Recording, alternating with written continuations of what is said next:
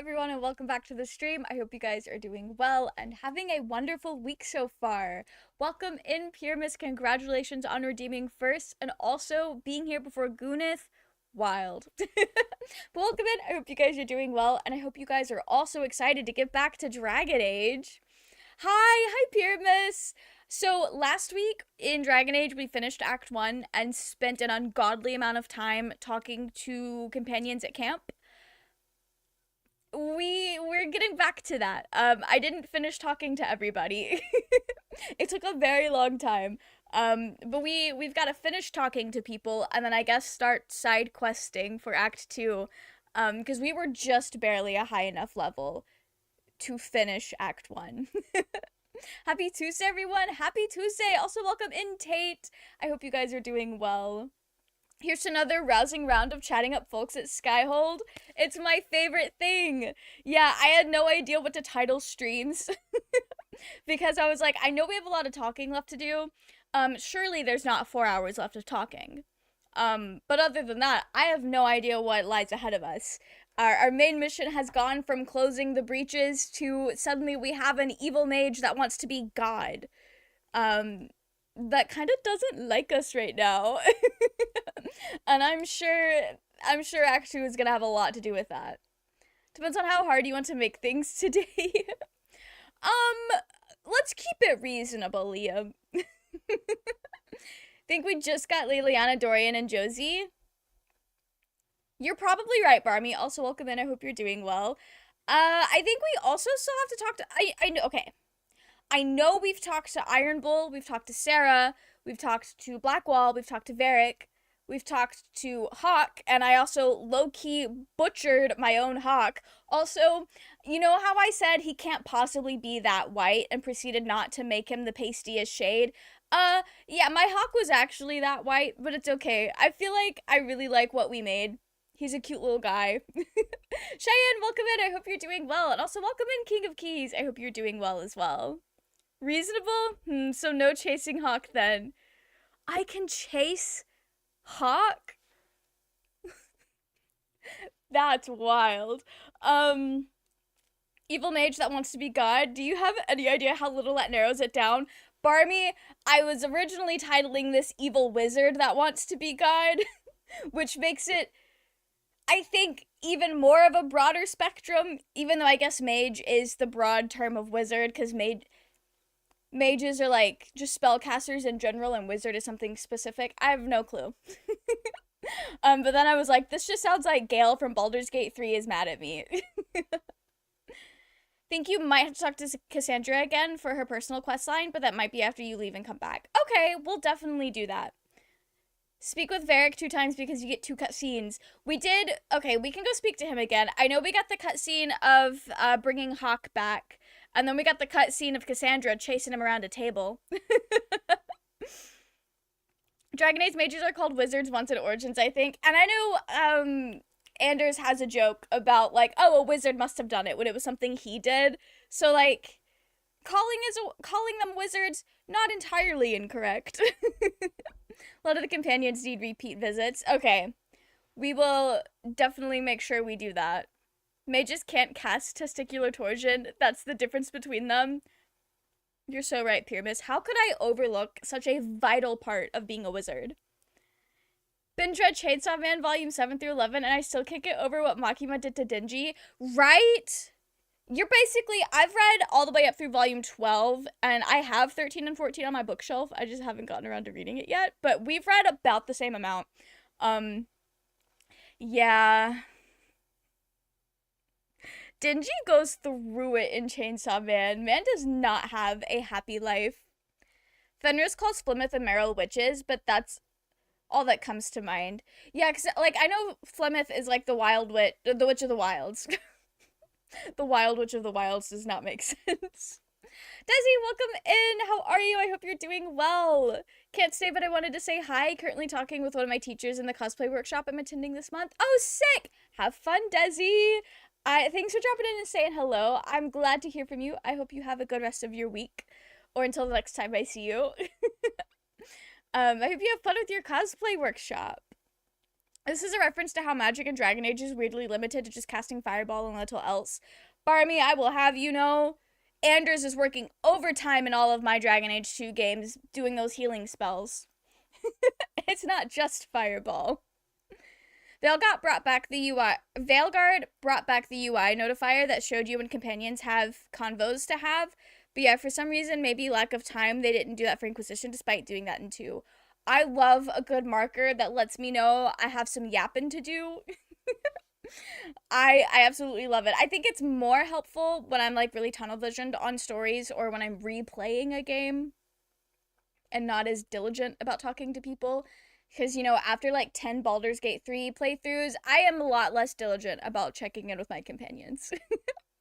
Started replying Star Wars Knights of the Republic. Now I think about it, Darth Revan's story is very similar to the Dark Urge origin story. Oh, really?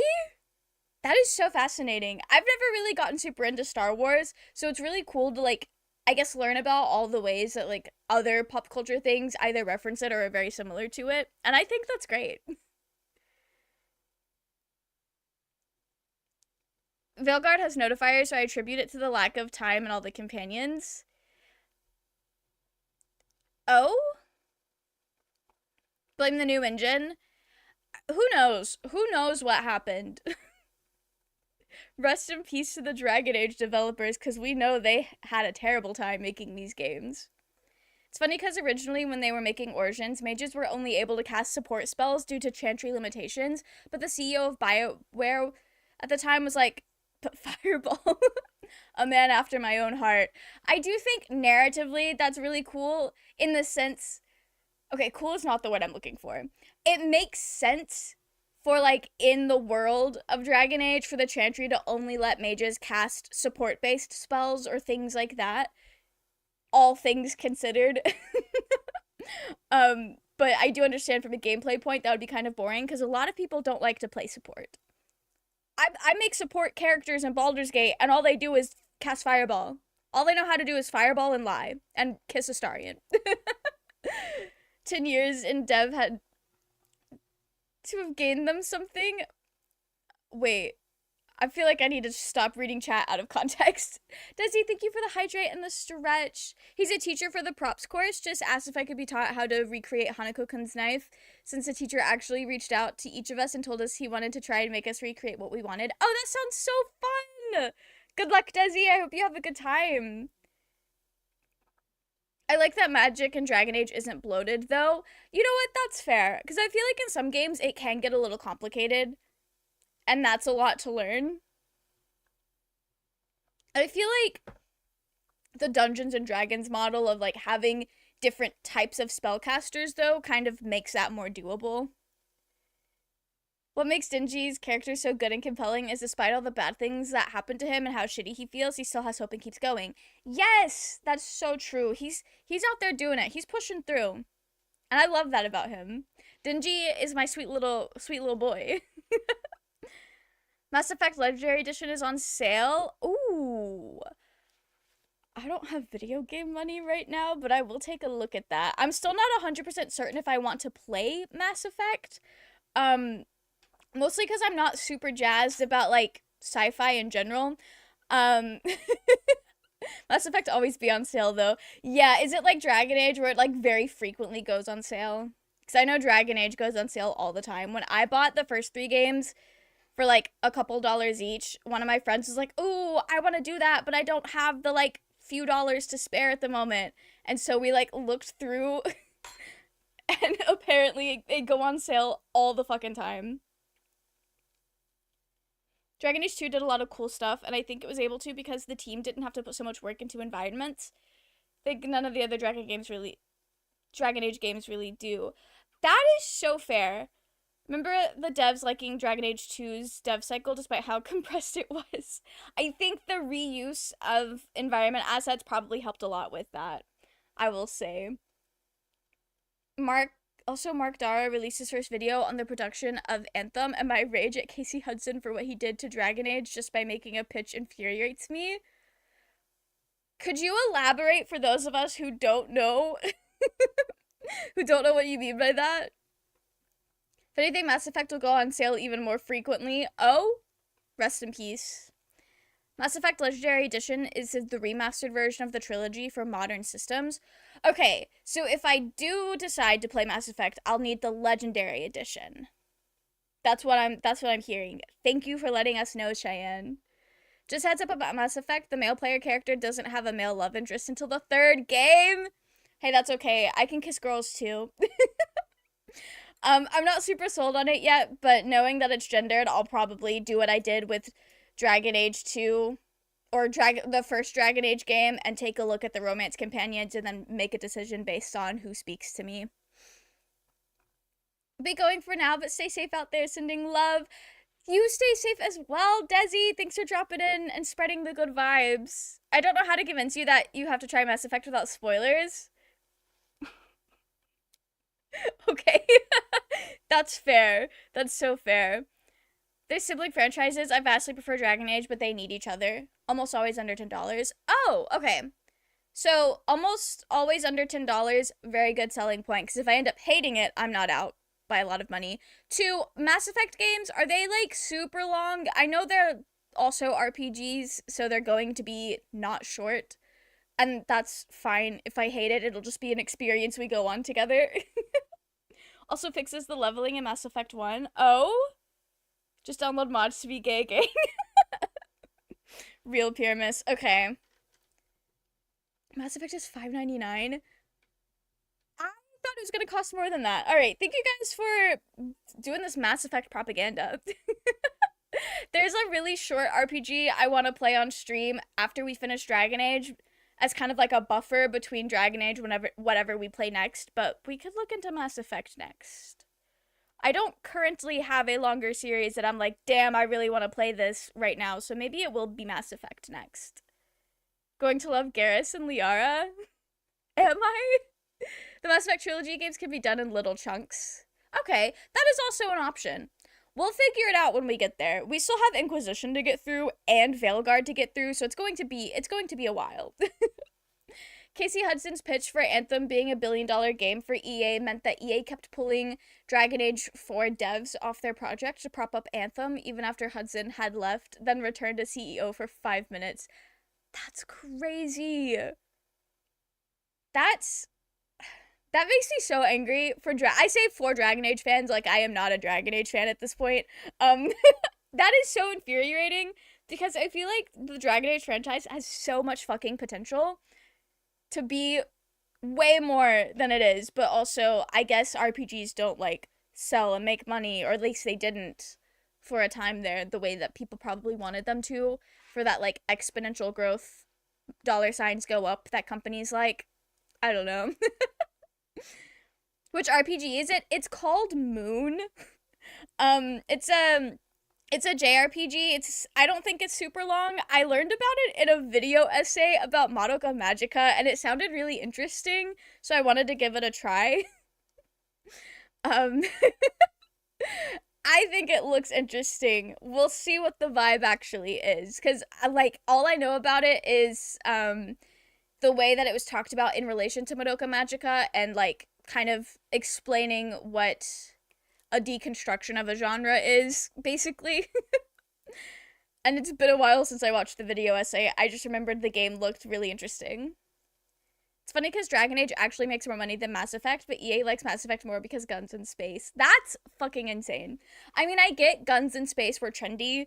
For a while, like, believe me, my brother, the way I am with Baldur's Gate 3 and Dragon Age right now was my brother about Destiny.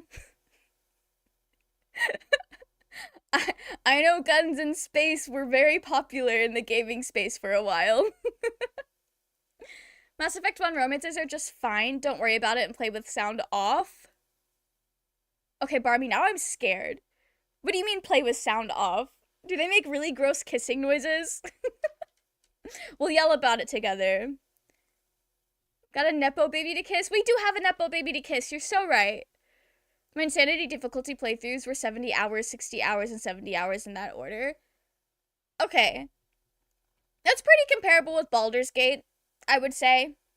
Yeah, I'm not mad about that. We'll give Mass Effect a shot, I think. Varric is Garrus without the propaganda. Oh, I'm gonna love Garrus then. Because I already love Varric. Varric is my best friend, my homie. Maybe even more. The games will never let us explore that. Basically, the original Dragon Age 4 was sacrificed on the altar of Casey Hudson's pitch and EA's lust for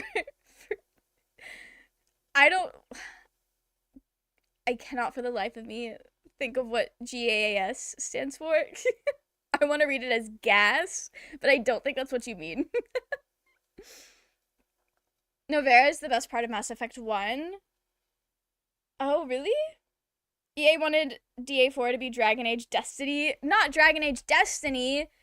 All right, let me get Inquisition pulled up on stream so we can start making progress towards getting it going. Games as a service. Okay, thank you. Like live service games like Fortnite. Okay. I got it. I always just see it like shortened as live service instead of the acronym. Okay. We're going to hit continue. I like Theros for how it implements choices into gameplay. Okay. I disagree with that. Do not play with the sound off. The sound design soundtrack is peak. I think Barmy was specifically talking about the romance scenes, but I am glad to know that the sound design is good. I feel like sound design is very underappreciated, just in general. They're joking Mass Effect romance scenes. If find in romance, hear only music. Oh! Okay. That's fair. That's fair. Also, I don't know what I expect from a video game from, like, the mid-late 2000s. I know Mass Effect made the news for being spicy, for having romance in their games, apparently. But, like, it's no Baldur's Gate 3. Although I don't think anything is like Baldur's Gate 3 unless it's, like, a game specifically for that. If you're fine with romance scenes in Origins of Dragon Age 2, you'll be fine with Mass Effect. So it's kind of funny because Baldur's Gate 3 was my first, like, I guess, real RPG that I can think of, and especially my first, like, video game romance that wasn't Stardew Valley type of romance or visual novel dating sim. And it's different. But Baldur's Gate 3 has kind of become my baseline. So it was really funny going into Origins being like, is it going to be as spicy as Baldur's Gate 3? Because I want to know what I'm, like, coming up against. And everyone's like, nothing is like Baldur's Gate 3. You're fine. If you can handle Baldur's Gate 3, you can handle anything. The sex box controversy. I didn't, like, know about that when it was happening, but I learned about that in a video essay about romance in video games, and it was, especially hearing about it now, it's so fucking ridiculous. It's so goofy. Oh, not Windley disappearing when I was trying to look at his gorgeous red eyeshadow while I finished catching up on chat before we jump into this.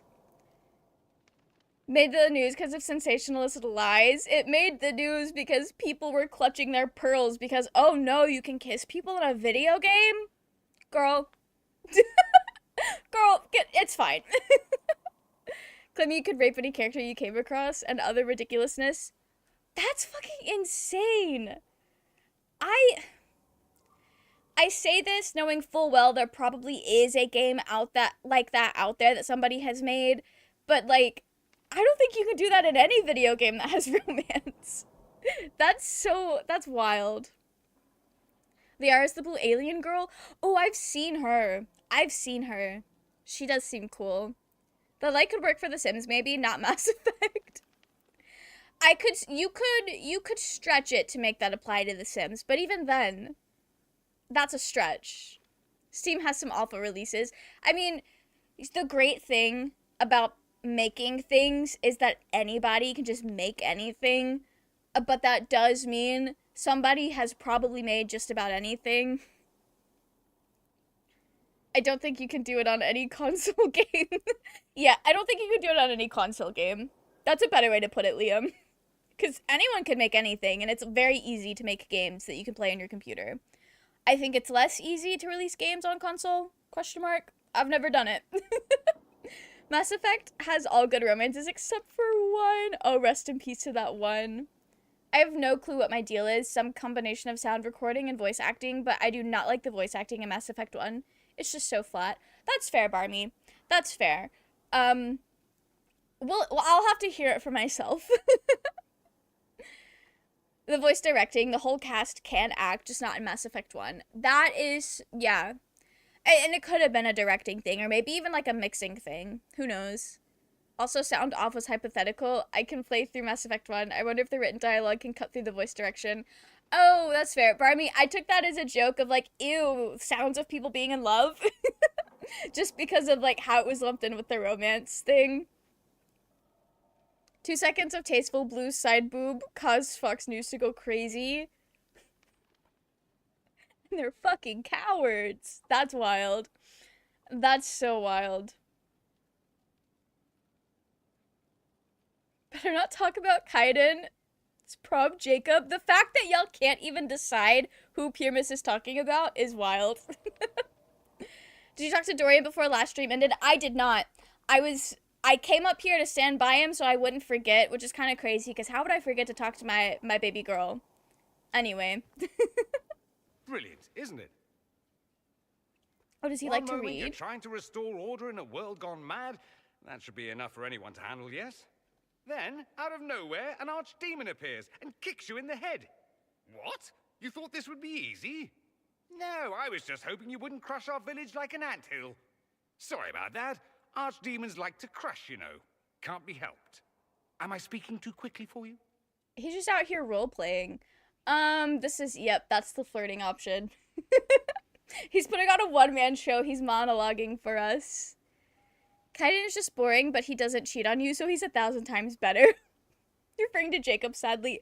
Not the cheating. Isn't that, like, the cheating something? Not that it got retconned, but that it was, like, it didn't happen, but then it, like, happened in another game. I vaguely remember hearing about this.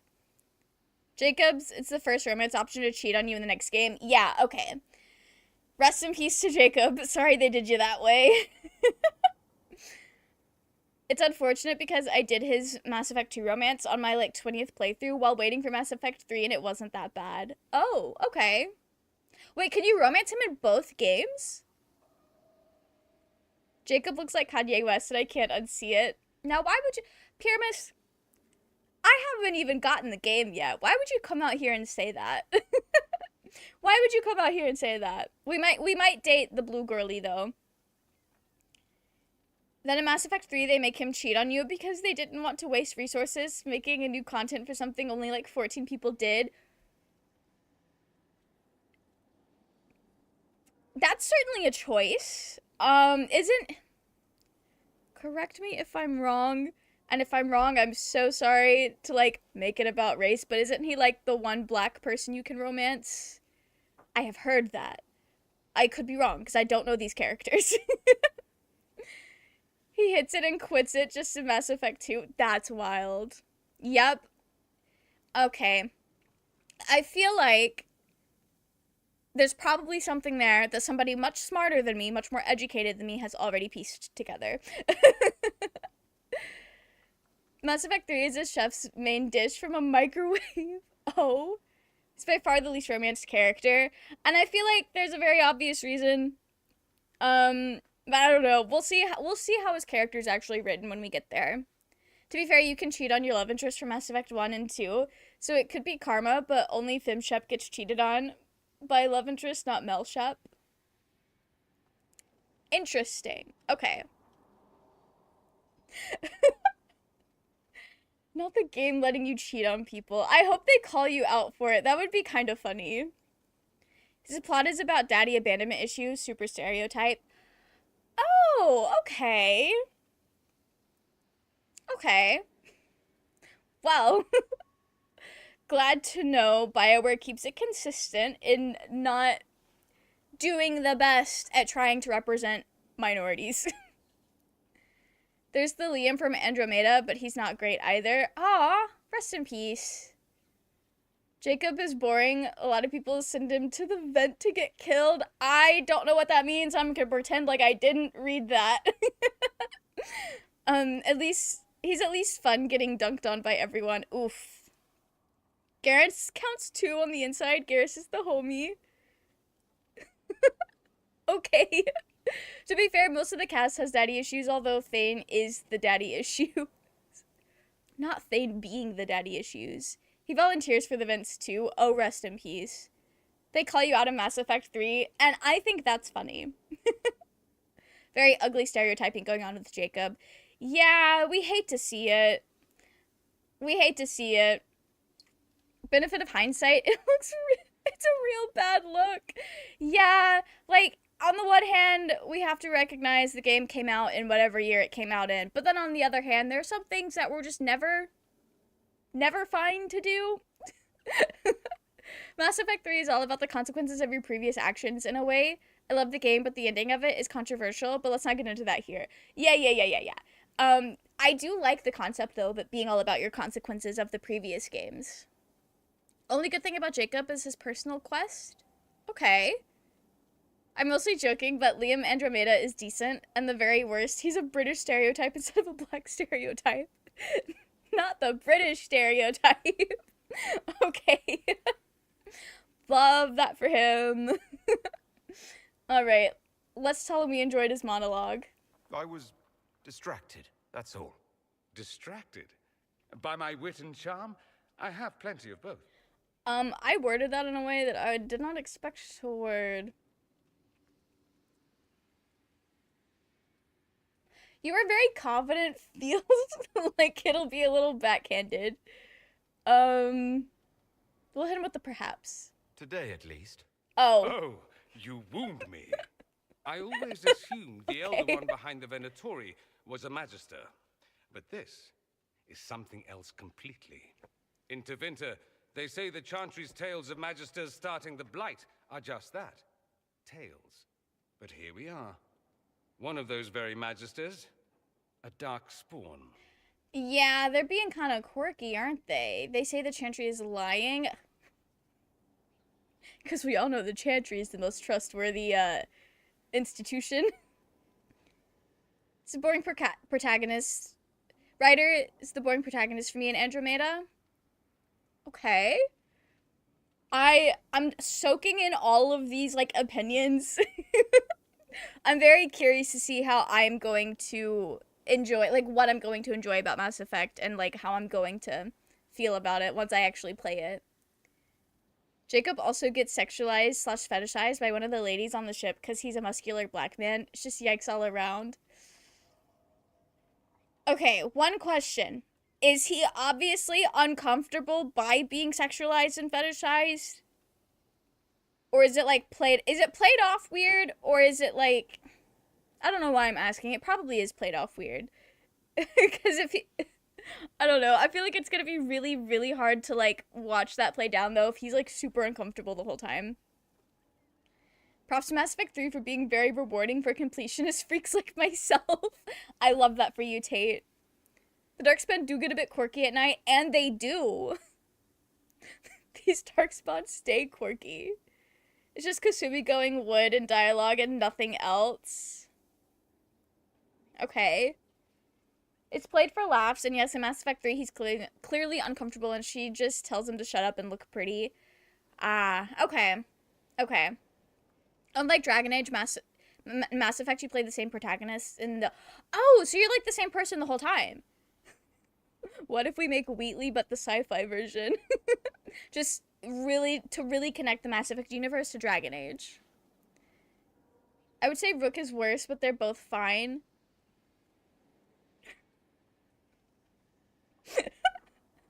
Not Rook being worse.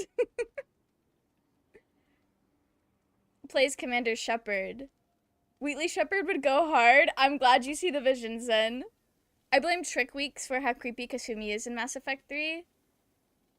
Would Wheatley be a cop? Oh, you play as a cop, don't you? It'll be Wheatley's evil twin. Andromeda is literally Inquisition, but with random BS Go writing. Okay. Interesting. That'll be kind of fun, though, to be like, oh, this is just like an Inquisition. I'm going to be very annoying about it. I am going to go ahead and warn you guys.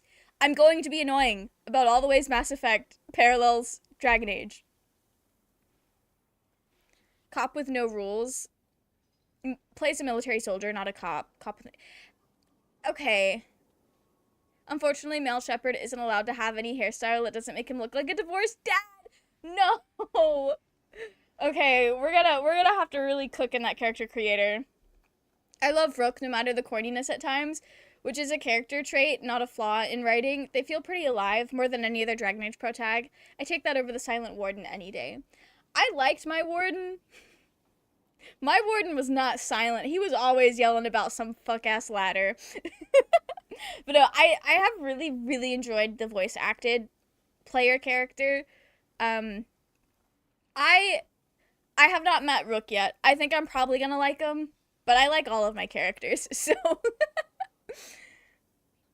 It's funny because Shepard is 29 in Mass Effect 1, but all the character creator options make him look 40. It's been a rough 29 years, Zen. Stress of military life, I guess. I guess so. Hawk is prob the overall best because Dragon Age 2 is the overall best in writing. I don't think I'm far enough in Inquisition to really judge its writing just yet. But I do really like Dragon Age 2. At the very least, the companions are fucking great. I love them. The companions really, like, I latched onto them way quicker than I have any of them in Inquisition so far. But Inquisition also has the misfortune of being played right after I finished Dragon Age 2, and I haven't had time to simmer and stop being abnormal about it. I love silent protags, but Rook gets so many bonus points for Ryanie Corrigan being one of the voices for them. Oh, that's fun. Grim voice actor, it's the same woman voiced female Commander Shepard. Oh, that's so cool. Who does That's the very fun. Imperium say started the Blight? You know how it is. Not us. They say Darkspawn were always there. Magisters and the Blight aren't even related. Is that Okay. a surprise? No one wants to admit they shit the bed. But if Corypheus is one of the Magisters who entered the Black City and he's Darkspawn, what other explanation is there? No, yeah, it sounds like that's exactly what happened. You seem upset, homie. Why does that make you angry? Because the Imperium is my home. I knew what I was taught couldn't be the whole truth, but I assumed there had to be a kernel of it, somewhere. Oh. But no. It was us all along. We destroyed the world. Yeah, homie has to unlearn all the propaganda that he's been fed for however long he's been alive. Rest in peace. My Rook was Erika Ishii, which people seem to view as the worst, but they had charm. Okay. So, unfortunately, or fortunately, depending on who you ask, my Rook is just going to be another emo twink iteration on the Wheatley family tree. So we're gonna go with whatever voice fits that vibe the best. Barony voice 9 fingers and... Okay, I hear it. I hear what you're... That's cool. I like that. Okay. If she uses a similar voice as to what she uses for 9 fingers, I got it in my head. We love emo twinks, and we do. And we do. The more pathetic they look, the better. I don't know. Like, my Hawk doesn't really give pathetic. But also, like, the Hawk build is just a little bit more burly than Wendley here. Wendley very much gives pathetic, but a lot of that is in the eyebrows. British voice is relatively deep. American voice for Rook is Wheatley energy. Okay, we'll have to... Let us get through Inquisition, and then we can get that voice nailed down for whatever we end up naming Wheatley and Veilguard. Did Teventer or Orlais Chantry do the most damage? I think we're talking about, like, you know how when you start Origins and they tell you, like, this biblical tale about, how the Magisters started the Blights? I think that's what we're talking about right now. So, that was kind of, Teventer has that one. Britton, welcome in! Thank you for the hydrate! You should be fine with another variation for Wheatley. To my charge, and you can't really be a jaded, chopped, middle-aged person. That's fair. Welcome into you too. Britton, how are you doing? I hope you're doing very well. We've just mostly been yapping for the past 40 minutes. Chose the male British for Rook. Okay, I'll give them all a listen before I really decide, but I like that we get to pick the voices. It sounds like there's more than one option for like gender presentation, which is cool. Only play female protag, so I never know the male VAs. That's fair. My Warden and Hawk are male, Inquisitor and Rook are female. So that's cool. I think my Rook is also going to be just a little guy, like we've been so far in the games. Something to remember is the real first line is the Chantry teaches us. It's all secondhand account, just like the Codex. That's fair, but like that was the context of like what we're talking about with Dorian right now. Because we were like, yo, you think the Chantry lied? And like it's both propaganda and the truth is somewhere in the middle, probably.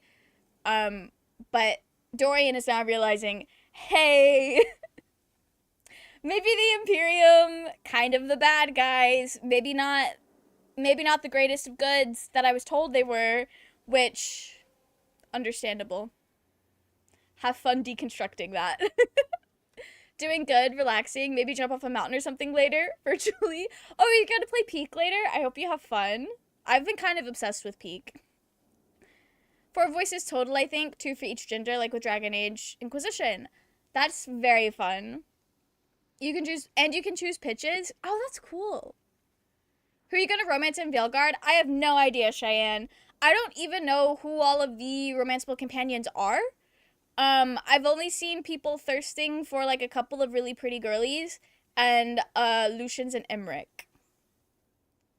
I don't really know who the companions are in that game.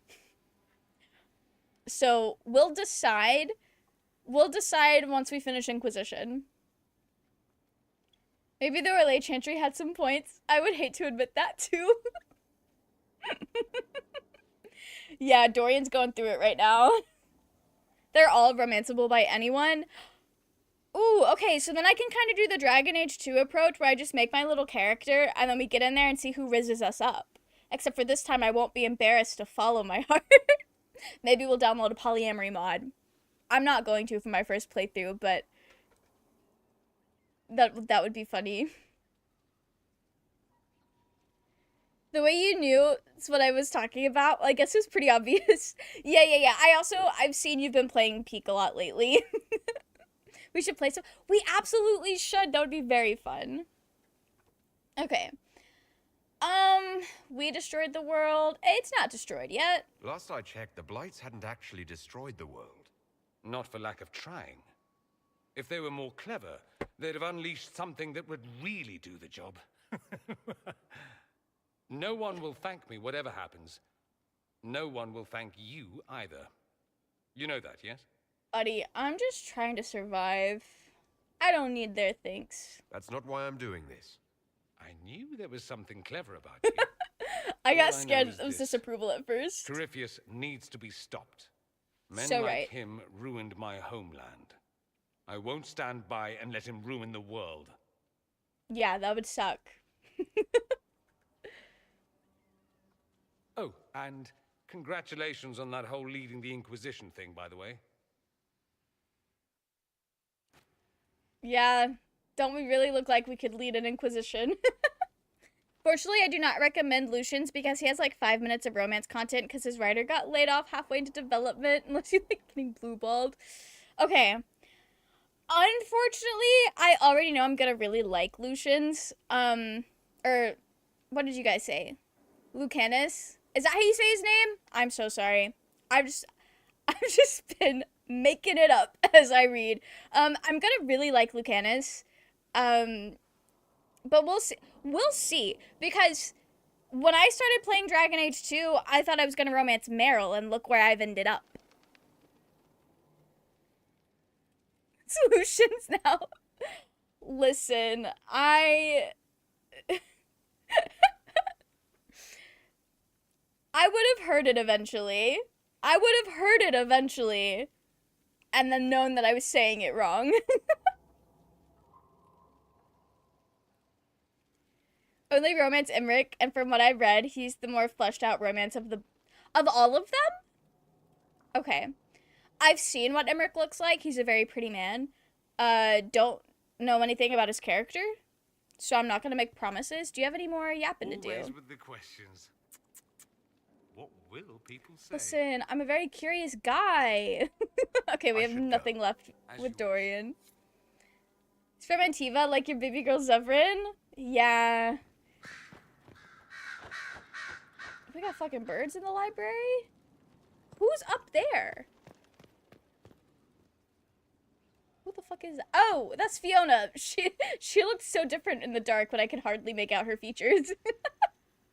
It's a hard C for Lucy, and a stressed A, or just say Lucy. Lucy's a very cute nickname for him. I'll have to meet him and see if he lives up to a nickname of Lucy. Lucy is a very baby girl nickname for him, so maybe he will. You romance Lace? Who is Lace? You romance Nev? I've heard mixed things about Nev, but I think I would like them. Planned on romancing Fenris for my recent playthrough, and as soon as I met Meryl, I started thinking about switching romances. I forgot how cute she is. Isn't she just so precious? I think I'm gonna need to make a femhawk specifically for like romancing Meryl, because every time I like roll up in there with my Wheatley-esque hawk and start making lovey-dovey eyes at Fenris and Anders, Meryl just takes like a little sister role in our lives. She's the Aveline of Veilguard, so she's an absolute baddie. That's not at all what you're saying there. Okay. I'm excited to meet these characters. Lace is Harding's first name. Oh, okay. The dwarf scout girl in this game. That is so fun. Lucy's kind of my least favorite, despite the cute nickname. Barmy, you could have fooled me with a nickname like Lucy. Alright, I'll just have to meet them and see what we feel like. Nev, she's so bland. Wish I romanced Lace. Nev can't be that bad. Greetings, Inquisitor. That is your title now, yes? Yep. I should thank you. The way things ended in Redcliffe, you could have demanded anything you wished. Now, why would I do that? Yet you chose to make us equal partners. I was not expecting that. I believe in your You cause. rebelled for good reason. I knew you, of all people, would understand. Yep. I've been a Grey Warden, Grand Enchanter, leader of a rebellion, and now I am none of those things. Odd where fate takes you, as you're no doubt well aware. Girl, you a Grey Warden? You were once a Grey Warden. Mine is an unusual circumstance, Inquisitor. Normally one is part of the Order until death. But long ago I found myself stripped of what made me a Warden. They tried to reinitiate me, but nothing worked. Nor could they figure out how it happened. So I was sent to the Circle of Magi, the first Warden ever to be kicked out. Quite the achievement. Is she our resident girl failure?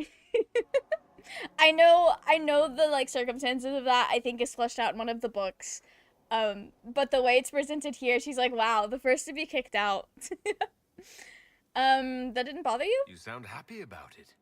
Becoming a Warden seemed like a dream when I was first conscripted. Towards the end, however, my brothers and sisters, they felt I had somehow cheated death. I was glad to leave. Yeah, I could see how Also, they would it was gain unique resentment in for the her. circle. I had an opportunity to do more than I ever could as a Warden. That's cool. Fiona does sadly little in this game after her main quest. That's fair. If she was like originally a book character, then her inclusion in this game was probably more so like either to draw attention to the books or for people who had like read them and liked them. Harding keeps her name a secret until the very touching moment where she reveals it to the Inquisitor. Oh shit. Okay, I'm gonna pretend I don't know that then. I also romanced Nev, and it was a total nothing burger for me, unfortunately.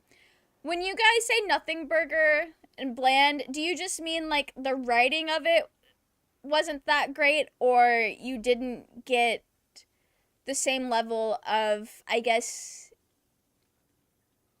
romance cutscenes that maybe some other characters get? Like, is it just like a writing issue or writing? Okay.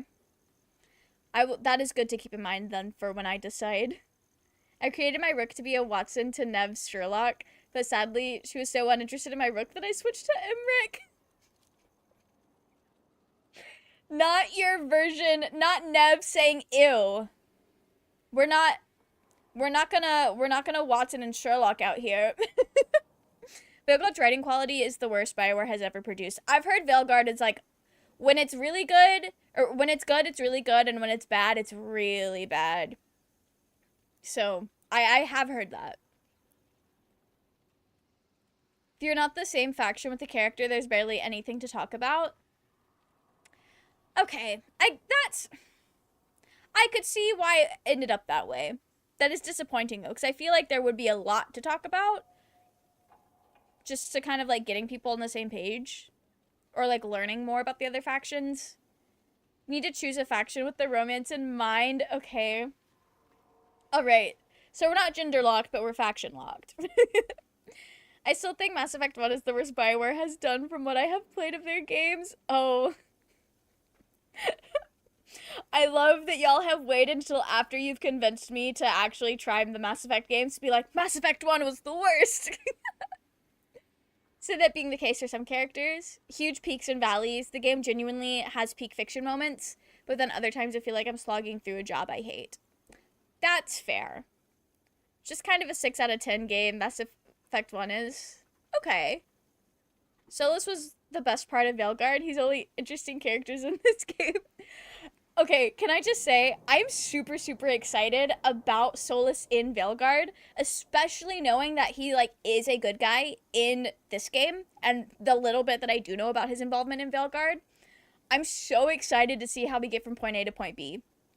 Or, I guess, more realistically, I'm excited to reveal more about his character that makes it all make sense. It's an unpopular opinion for some reason. Is it? I will say that the best part of Vilgaard, in my opinion, was done more famously in another BioWare game, and I'll leave it at that. Okay. Luckily, I guess luckily for you, I am new enough to the whole, like, BioWare games in general that I have no clue what you're talking about. I don't know what is famously done in these games. Mass Effect peaked at the first game, in my opinion, but I agree, about 6 out of 10.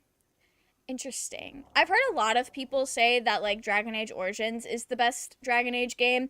One of my friends, I've recently learned that her father has the same taste in video games as me, but he only likes Origins. And I was over there like, I don't know, Dragon Age 2 has been my favorite so far. And he's like, really? It's like, I don't know what to tell you. When it hits, I guess. You mean you began the Mage Rebellion? I pushed for our vote to free the circles of Magi, but I cannot claim sole responsibility for what followed. Yeah, Still, that's fair. Despite all the chaos, I would do it again. What happened had to happen. Absolutely, girl. You don't even have to convince me. The only thing I was upset about at the end of Dragon Age 2 was the fact that Anders lied to me. You do not have to convince me. I trust everything is well with the mages. We're mostly relieved. An alliance with the Inquisition offers security, although who knows for how long. So fair. I'll leave you to it. Also in the camp that Dragon Age Origins is the best one, but Dragon Age 2 and Inquisition are also really good. I have enjoyed what I've played of Inquisition so far. It definitely doesn't hit me as, like, it hasn't latched onto me as strongly as Dragon Age 2 has. But I think that's 100% down to just being really attached to the characters. And despite having like 30 hours in this game, I feel like I haven't spent that much time with the characters, which is kind of weird because who the fuck is Helisma? I mean, we'll speak to her after I finish this thought. It's kind of strange because isn't Dragon Age 2 like only 30 hours? Like, I've spent the same amount of time. I don't know what it is. Like, I really don't know what it is and why I'm like way super attached to them.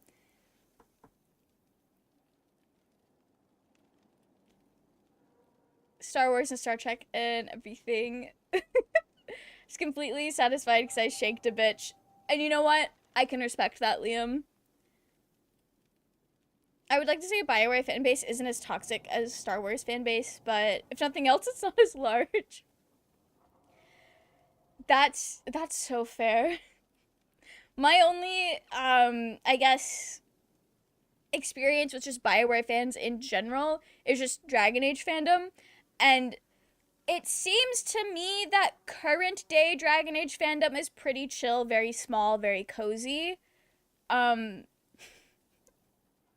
But from what I have heard from, like, back when some of the older games came out, I would have been fighting for my life, having a terrible time. It's a game that gets better the more you play, with Trespasser DLC being peak. Inquisition gets better in this part of the game that's coming up for you. Like, the first 10 hours are kind of bland. Okay, I've enjoyed what we've done so far. But that's cool to know that, like, apparently it's going to get even better.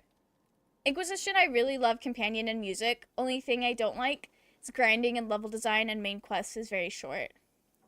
Okay, I'm glad you brought that up, Cheyenne, because I'm sitting here, I feel like we've done nothing. Greetings to you, Inquisitor. But I guess it is because the main quests are short. You'll find my skills are exceptional. I hope they prove useful. Because, like, Act 1 had, like, what, 2 big plot-relevant things that we had to do? I feel like there wasn't that much we had... Are you a Tranquil?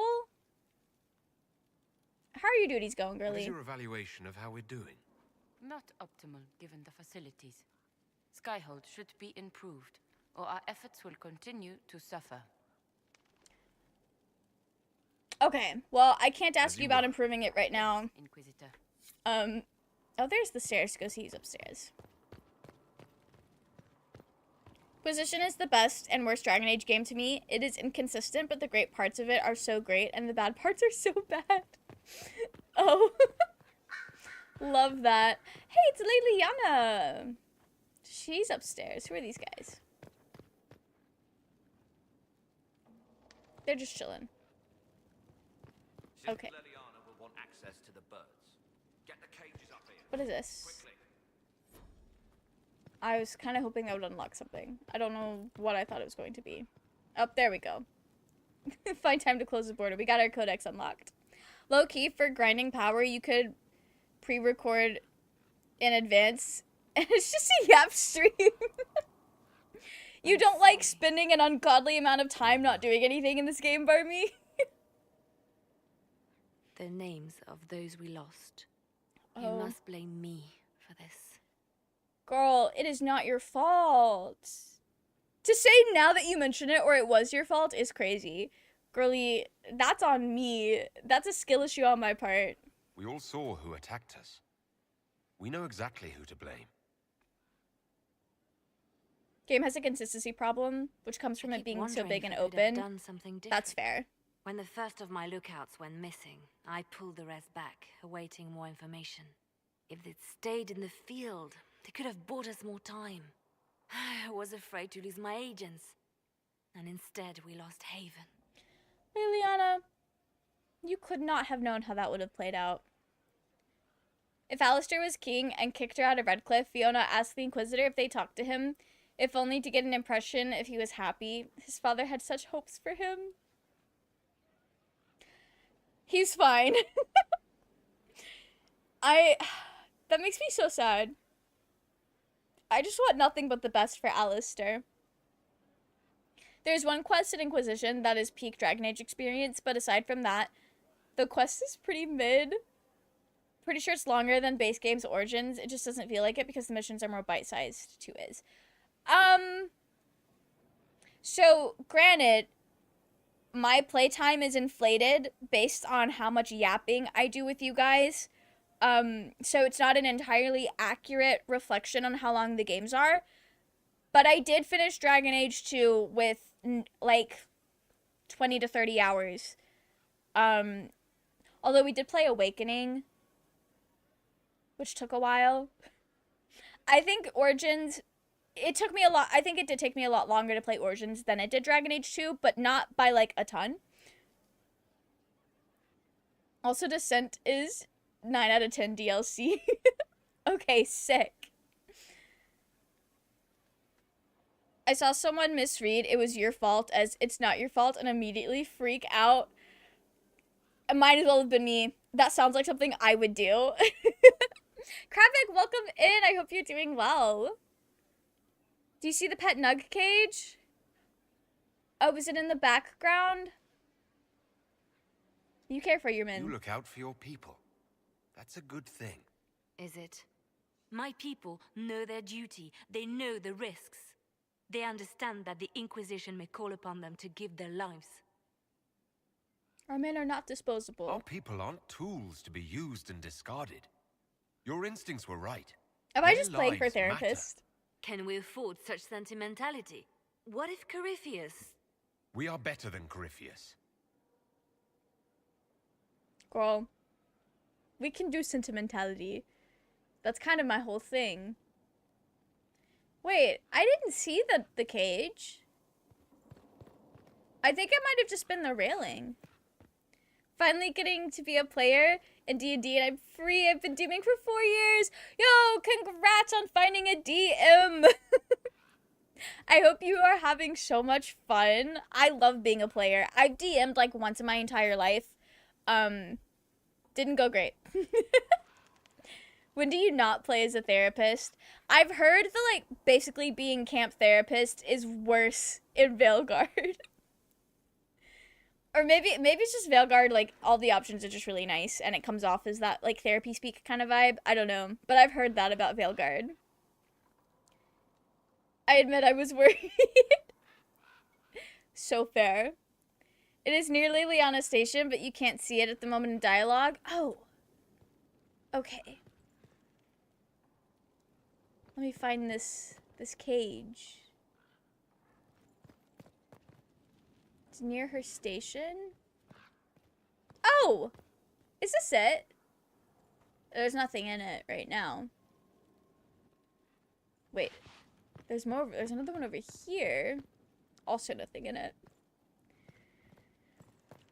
If I was able to get her a little, like, nug pet in Origins, would she have one up here in that cage? Because that's really cute. Think if you skip Jaws Hackin' DLC, it's not going to be a problem.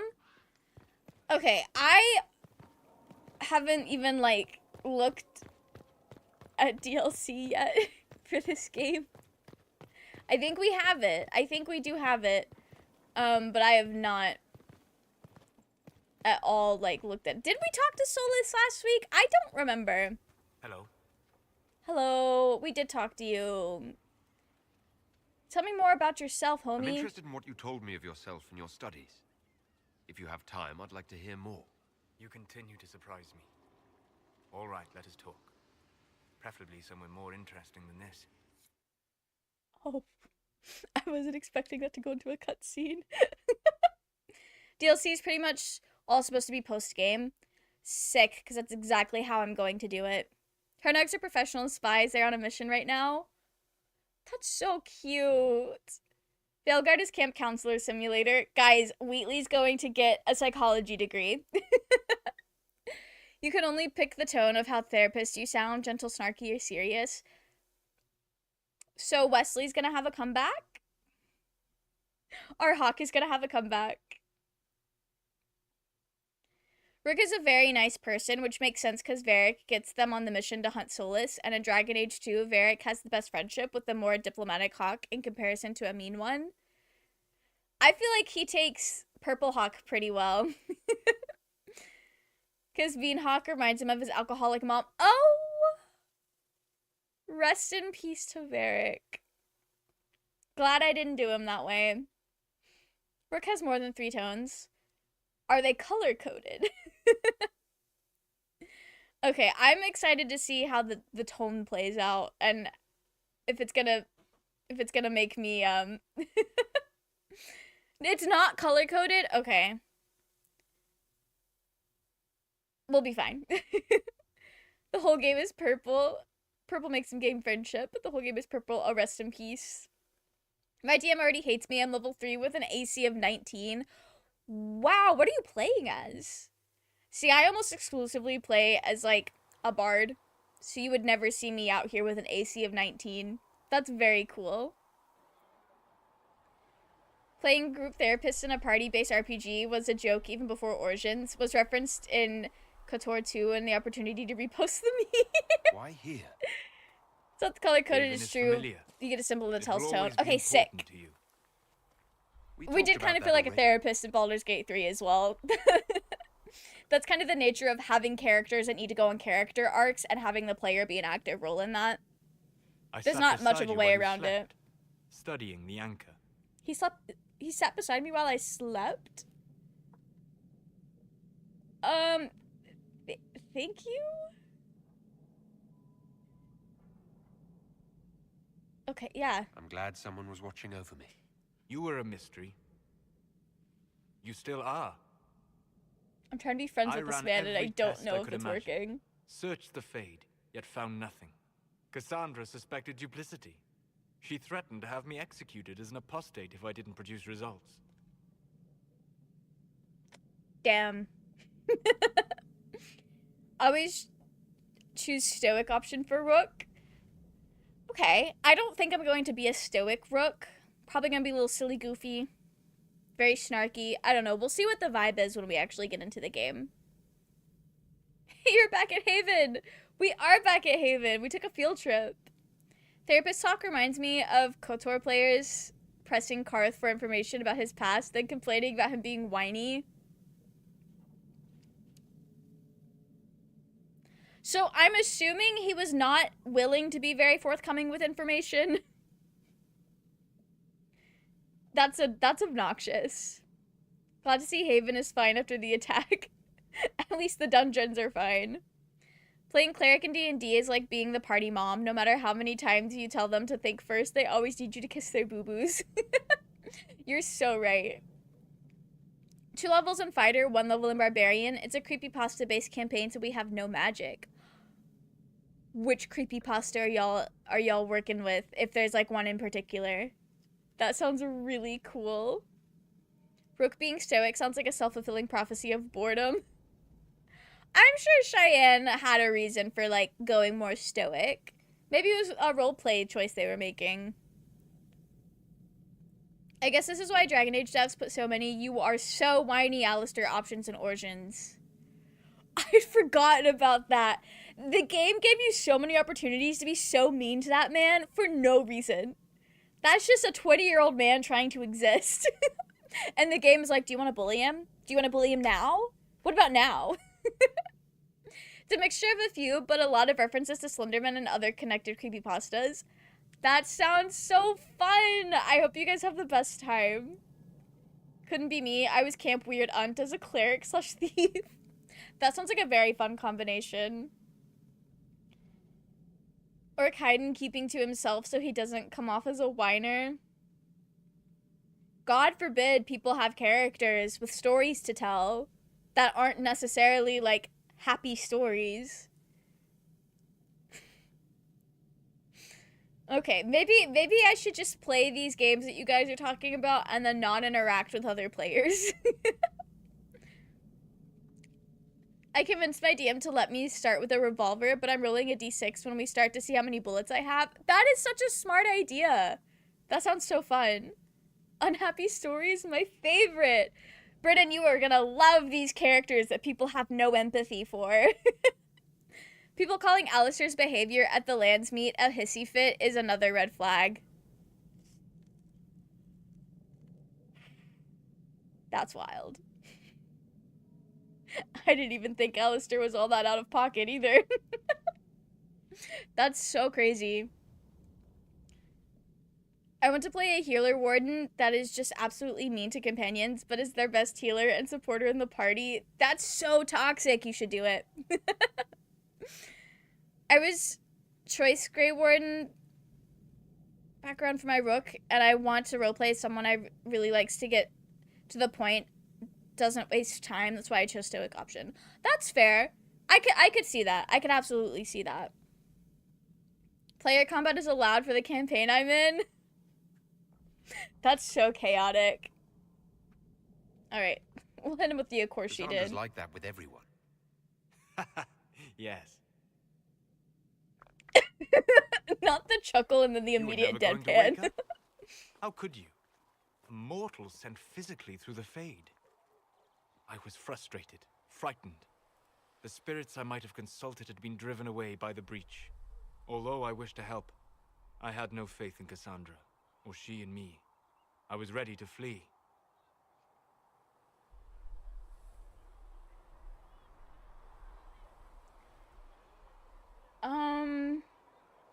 Okay. I don't really know how to respond to this man. If I roll decent, I can one-shot another party member. My damage type for the revolver is a 2d8 plus 5. That's so fun. It was a hissy fit. If Duncan didn't die due to the circumstances of Locane's actions, he would totally tell him not to overreact. I have to check my biases here. I unjustly probably could not stand Locane. I got so mad at him. Maybe Eamon could have used his dad voice. Not the dad voice. Do you think Eamon has a dad? Like, I know he's a father. Like, I know he had his child. You think he has a dad voice? Because he wasn't really much of a father to Alistair. Let's be so fucking for real. Imagine another party member insults me, I just go shut up and instantly kill them. That would be wild. I have a friend that I think would do that because it would be really funny. But I think maybe in my friend group, the DM would have to, like, it would just be downed instead of killed. Like, there wouldn't be any death saving throw dice. Just because some of my friends are a little trigger happy with each other. Eamon basically shuts down Alistair's complaints, and he's putty in his hands. Eamon could choke on poison if you ask me. Rest in peace. Alistair really did deserve better in life. I hope he's happy as a Grey Warden, because that's the future I gave him. I think he comes up again. You guys don't have to say when. I don't know if it's this game or Veilguard, but I think he shows up again. I think it might be this one. I'm not sure. Eamon's probably so old at this point he can hardly stand up. Love that. Soon, I get to see my best friend soon. My two best friends, Varric and Alistair, can meet. Although they've technically already met, kind of, in passing. I married him to Honora, and they're both like, yeah, they're alright. Oh, okay. I didn't want to do that to him because, one, it felt weird to force both of them into a political marriage, and two, he told me straight up he didn't want to be king, so I didn't want to force it. But I'm glad they seem, like, chill about it, if they do go that route. I wouldn't do it because we've all written about 3K word backstories, so I would only do it if it's, like, an ongoing thing throughout multiple sessions and at a big moment. That's fair. That's fair. And that's just a difference of, like, knowing your table. That's so funny. I really do feel like in my friend group, we would be shooting each other just with the understood of it's not actually killing your character, you're just being downed. Alistair calls Honora his ball and chain. Is that supposed to be the way that a lot of married men make that joke about their wife because it's socially acceptable to make that kind of joke about someone you're supposed to love and supposedly willingly got married to? If spare Locane and marry Nora, he'll tell you in Awakening, give him a grandson or a granddaughter? Oh. Okay. He calls the female warden queen and the ball and chain. Okay, I think it's because he does not love her. Okay, that with Nora makes sense. But if he's calling the female warden that as well, I think it was just the writers trying to make that, like, really common joke that a lot of married men apparently make. That and the rest of the party doesn't know I'm going to have a gun, so it's going to be hidden. Could you imagine them finding out because you killed one of them? That's so funny. He doesn't call Honora that. Oh, okay, okay. Interesting. Okay. He loves his warden wife. I would hope he does. I was ready to flee. Where to? The breach threatened the whole world. Where did you plan to go? Someplace far away, where I might research a way to repair the breach before its effects reached me. I never said it was a good plan. That's fair. I told myself, one more attempt to seal the rifts. I tried and failed. No ordinary magic would affect them. I watched the rifts expand and grow, resigned myself to flee, and then...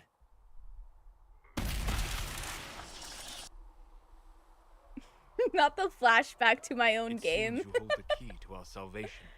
You had sealed it with a gesture. And right then, I felt the whole world change.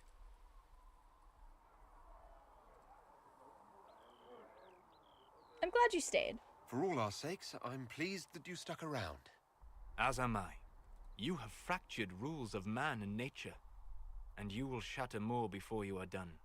Visiting me here, even as a mage, it should not have been so easy for you. What do you mean? Where do you think we were? This isn't real.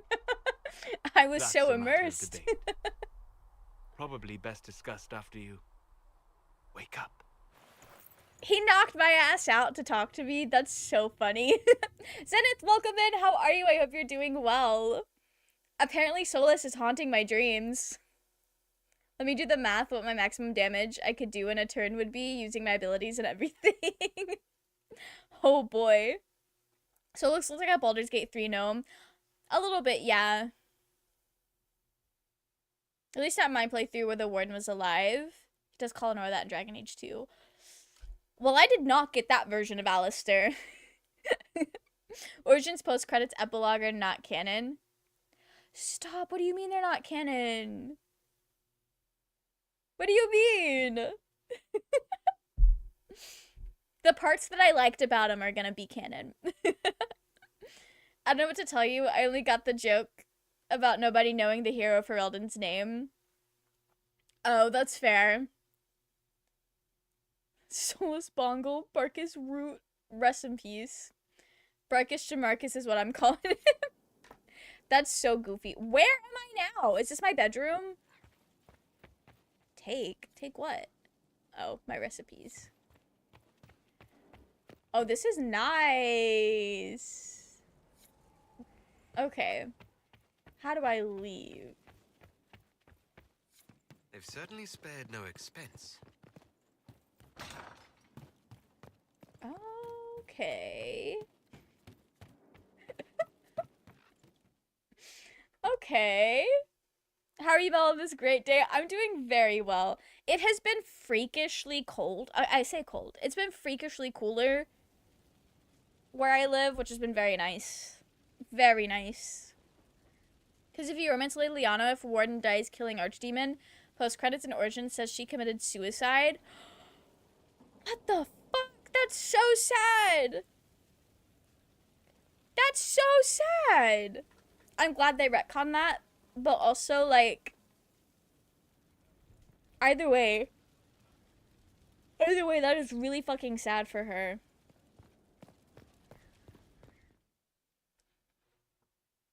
Welcome to your room. That's my room. They're only canon until something else contradicts them. Okay.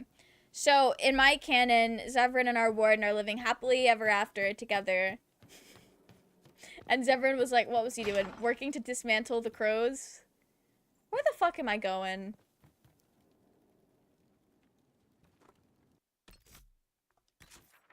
Give me a map. Josephine is not up where I'm going. I don't know why I jumped. Oh, this just goes back up into my room. Okay. If I was able to just walk back in without a cutscene. Not a cutscene. There we go. A little loading screen is what I meant. I got turned around. Alright, so Varric. Cheyenne said we need to talk to Varric again.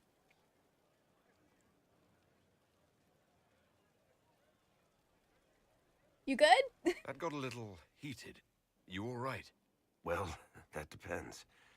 How angry is Cassandra? I wasn't trying to keep secrets. I told the Inquisition everything that seemed important at the time. Honestly, girl, I get it. I believe you. I know, Varric. You never would have kept quiet otherwise. I keep hoping none of this is real. Telling him that Maybe he it's doesn't all shut up is some crazy. bullshit from the Fade, and it'll just disappear. I know I need to do better. I'm sorry. They turned Varric into such a little wet cat right there. Oh. Cassandra must have really been mad. Is there anything else? Oh. Lots more. Corypheus is back. Oh, shit. Anyway. Yeah, you beat him before? If you and Hawk defeated him once, we can do it again. We didn't just think Corypheus was dead. He was dead. No pulse, no breath, full of stab wounds. There wasn't a lot of room for doubt. It makes me wonder. I thought the Wardens imprisoned Corypheus to use him. Maybe they did it because he can't be killed. You know, maybe we should have thought about that. Maybe we should have thought about that when we played the Legacy DLC. Ever since Dragon Age 2, they went, yeah, those endings are just rumors. Not them being rumors. She appears in Inquisition when you ask him about the Warden. She says, doesn't want to talk about the Warden. She still mourns the Warden. Oh. Looks like he was soon of that thing. Rest in peace. You know how the funny thing about Liliana Zermans is she knows how to contact the Warden? But she keeps her lover a secret, just like Varric. Yeah, because, like, when they're not needed, we didn't necessarily... He didn't know that Cassandra needed Hawk. He didn't know if he could trust Cassandra to work with Hawk. Like, Varric was totally within the right to keep Hawk a secret and to make everyone think he didn't know how to contact him. Varric is going to be a wet cat a lot in this game. Bestie. It's going to be fine. It's a lot more mature and somber in this game and Veilguard. I mean, he's been through a lot. That's understandable. It's kind of like Anders, where you went through some shit, and now you're not the same silly, goofy guy that you used to be. That's sad, though. First we saw Varric in the Inquisition trailers was him walking through a field of charred corpses and looking up in the sky in despair? Fuck. Man's been through it, truly. Not y'all making me sad for Varric. He's right here, he's fine. Forgotten ability, it's 151. Can't be this strong, you're gonna one-shot the big bad. The big bad's gonna have a lot more health than that, I think, to compensate. Damage continued to next target. I could one-shot the entire party with one attack if I roll enough nat 20s. Crabake, that's insane. That is insane. Good thing I never did it to my girlfriend. I will never make my Warden a martyr. So real, Zenith. So real. Miss them fighting? I think that was last week. She wants to protect her lover just like Varric wants to protect his best friend. Exactly! And they're in the right to do that. Faith lies in ashes. Damn. He's mad guilty over Red Lyrium and Anders and Corey. Yeah, that's fair. I understand that. But also, like, Anders probably would have done that even if Varric and him were never friends. And the whole thing with Corey maybe could have still happened even if Varric and Hawk weren't friends. The Red Lyrium figure, though, that was kind of all Varric in the gang. Raging, you wanna fuck Anders? I mean, me too, bestie, but damn. Coming in hot there. Hi, Raging, how are you? I hope you're doing well. Not even using any form of spells. You're using the spell of gun. You're rolling nat 20s and killing all of your team with one gunshot. Anders is one of the companions from Dragon Age 2, Raging. Varric feels guilty. That doesn't mean he really is, though. Yeah, I get it.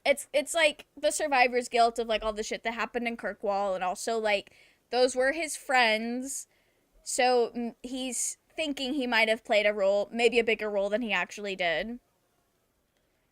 Varric and Veilguard, he looks like Giga Chad. Oh. Rest in peace. Recommend watching that trailer, but it'll probably be a spoiler till the end of the month. Oh, okay. I will not watch it then until we get to the point where it won't spoil. Gone, just like the warden. Liliana's like, yeah, about that. We've been fucking like rabbits. We were in a Tiva last week. Does she actually say that? Or is that like words you're putting into her mouth? Average damage, not with crits, is 33. Well, that's a lot more reasonable, Kravik. So he's not an F1 driver. I don't think Anders knows what a car is, Raging. And even if he did, I say this with all the love in the world, I don't trust him to drive a car. I think he would be a bad driver. Zenith is joking. That's Zenith's canon. Alright. What class are you playing in your new Dragon Age 2 playthrough? I was playing Mage again. I'm basically doing the same thing in Romancing Anders, and I want to play again and make a girly to romance Meryl, and I'm gonna do something different that time so that I can actually get to meet Bethany. And he's stupid. I wouldn't say he's not stupid. He's definitely not stupid. I just don't think he would be good at driving a car. And cars don't exist in the Dragon Age universe, so he does not know what a car is. But still one-shots a party member. Rest in peace, Kravik. How did you and Hawk even wind up in a Grey Warden prison for ancient Darkspawn? Corypheus sent people after Hawk. He actually got control of an entire Carter clan. Made them drink Darkspawn blood. Weird shit. Not the Darkspawn We tracked the Carter cult. to an old dwarven fort or something in the mountains. Of course, it turned out to be a trap. They needed Hawk's blood to open the locks holding Corypheus, and they drew us into the prison to get it. Okay. How can you live in a world without Carlos Sainz? Raging, all of your Baldur's Gate characters have lived in a world without that man. Thank God this campaign is primarily roleplaying. That's so funny, Kravik. Suggest playing Dagger Rogue so you can disarm traps. Disarming traps would be so nice, because I think I spent 5 minutes walking and triggering traps last time I played Dragon Age 2. I do also have to take into account I won't constantly have ammo for the revolver. You've got 6 chances. How many bullets does a revolver hold? You have some chances, and then you're done. Be like a Harry Potter moment. Anders would see a car and think, I can use magic to fly. Why would I use this muggle shit? I also just, I don't know. He has this vibe of he wouldn't be a great driver. Her dagger barking. Not that kind of dagger, Zenith. Revolver has 6 bullets. That's why it's called a 6-shooter. Thank you, Liam. Kravik, you have 6 chances to one-shot your friends. Depends on the revolver, but the one I'm using is based off of the 6-shot. Okay, sick. Dragon Age mages can't fly, can they? Unless there's a spell that I don't know about. No. And I've not seen anyone flying. But Anders also has that whole, like, justice thing going on, so he has different magic. He has special magic. No, I don't think they can fly. Meryl seems like she wouldn't be a great... Yeah, Meryl would not be a great driver at all. Traffic laws? Who needs them? Definitely not Meryl. Actually, I think out of all the Dragon Age 2 companions, Aveline could probably drive. I feel like she would be a good driver. She would take traffic laws seriously. She would speed, though. She would speed.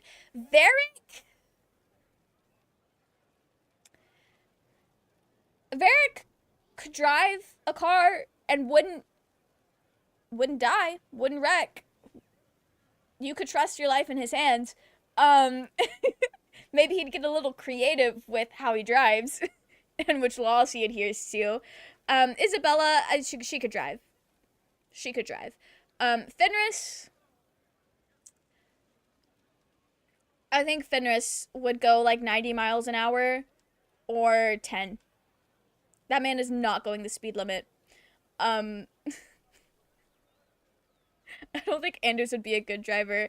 Carver, I think, would be fine. I've not met Bethany yet, but I assume she would also be fine. Meryl drives the guards crazy. So true. F1 drivers don't even know how traffic laws half the time. Right. And wasn't there that one F1 driver trying to crash into the other drivers? That's some Fenris behavior, actually. Women can't drive, JK. It's more, do we really trust Meryl, the girl that thinks she's built different and can deal with demons, and all the other mages are just silly goofy?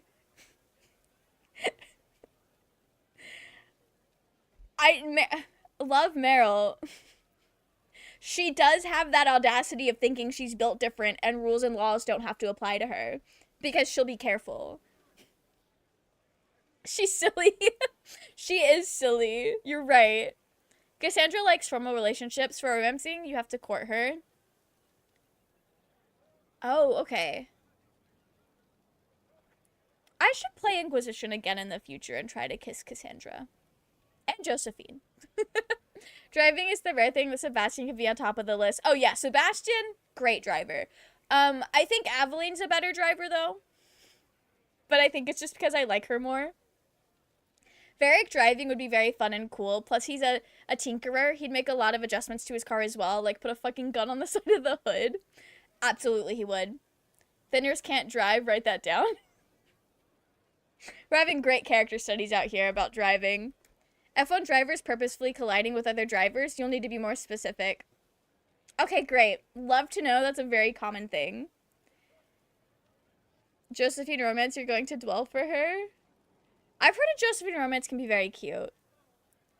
We trust Meryl, and we would just take Anders along to heal for no reason at all. Yeah, exactly. She doesn't exactly think she's better, more that she's expendable, just capable enough to get the job done. And that is exactly who we do not need behind the wheel. Especially if she's driving by herself. She does not need to be behind the wheel.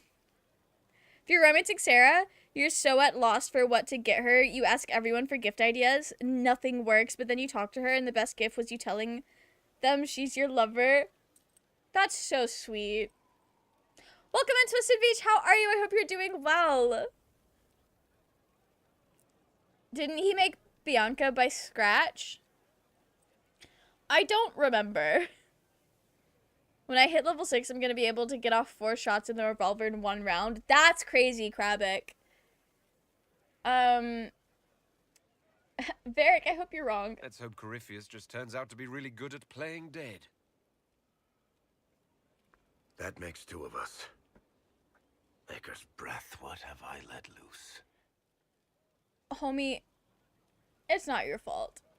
That was kind of me. That's on Hawk. You had nothing to do with this, Varric. I was the one who led Hawk to Corypheus. If I hadn't tracked the Carta to that ruin. But you've got more important things to do than listen to me worry. Just let me know when you want something shot. Alright, you got it. Do we have any more cutscenes with you? Need something? No, we're good. Carry on. If you don't mind, I'll be doing anything else. Yeah. It's not sweet because you get disapproval from Cass, Viv, and Solus and have to hear how they dislike Sarah. Damn.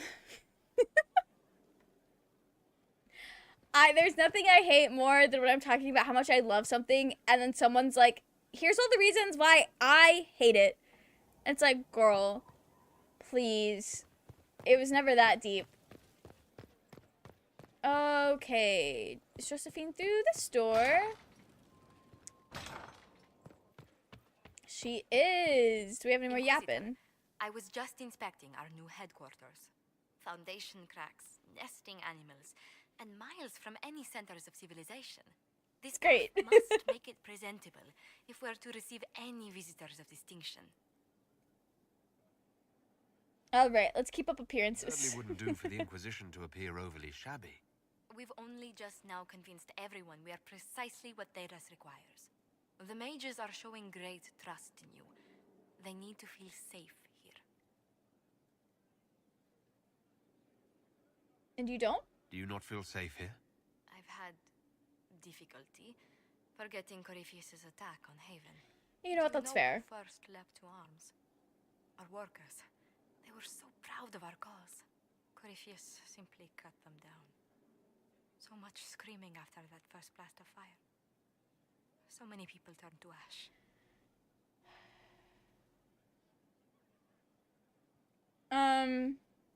Yeah.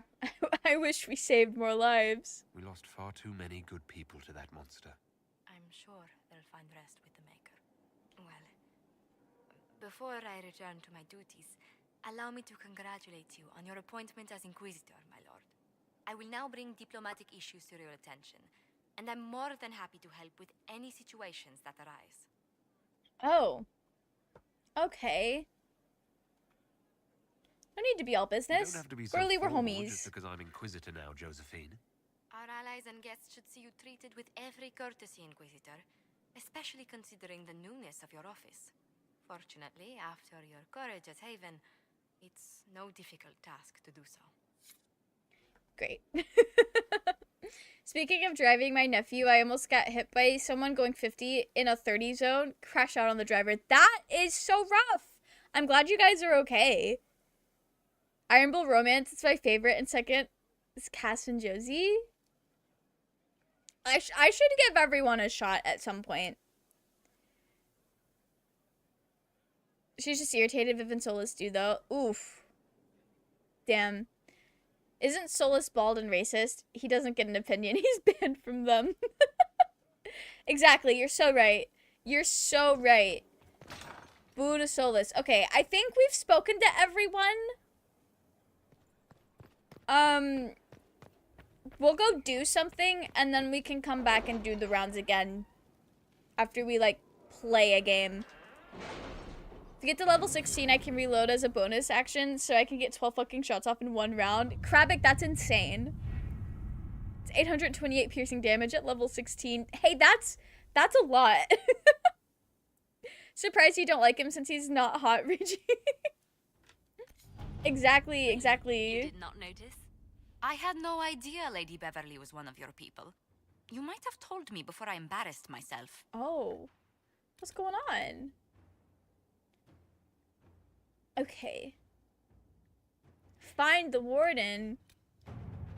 Hawk has revealed that Corypheus can influence the minds of Grey Wardens. If the Darkspawn brings them under his sway, he'll command a legion of highly skilled warriors. Yeah. Okay. I kind of remember this. No one has traveled to or from Crestwood since the breach, and Liliana will send her fastest agents to discover what disaster has rendered it silent. Yeah. We'll do that. New area unlocked. You guys want to go there? Not now. Do we have other things? Gain Orzamar's friendship. Yeah. Let's be friends. At your service. Okay. What Are is you this? all right, Specializations for the Inquisitor? Are you? I suppose not. Haven was trying. Oh. At your service. I'm glad Josephine and Liliana seem to be friends. Or friendly. Okay. I kind of want to go ahead and do the finding the warden thing. We'll zoom through some of these. Inquisitor. Get your magic sword now, eventually. Sure is a chore. Hey, what? Oh shit, specializations. We love specializations. I don't think I ever ended up picking one in Origins. The blue marked parts of the map, the blue marked pieces, those are DLC. Oh, okay. That's cool. Overpowered era is about to begin. We love to see it. It'll be a cold day in hell the day I like a skinhead. You know what? Understandable raging. The Elysian Desert calls to be. We should also go look on the Orlais side as well. There should be a quest for Arcanists on the war table.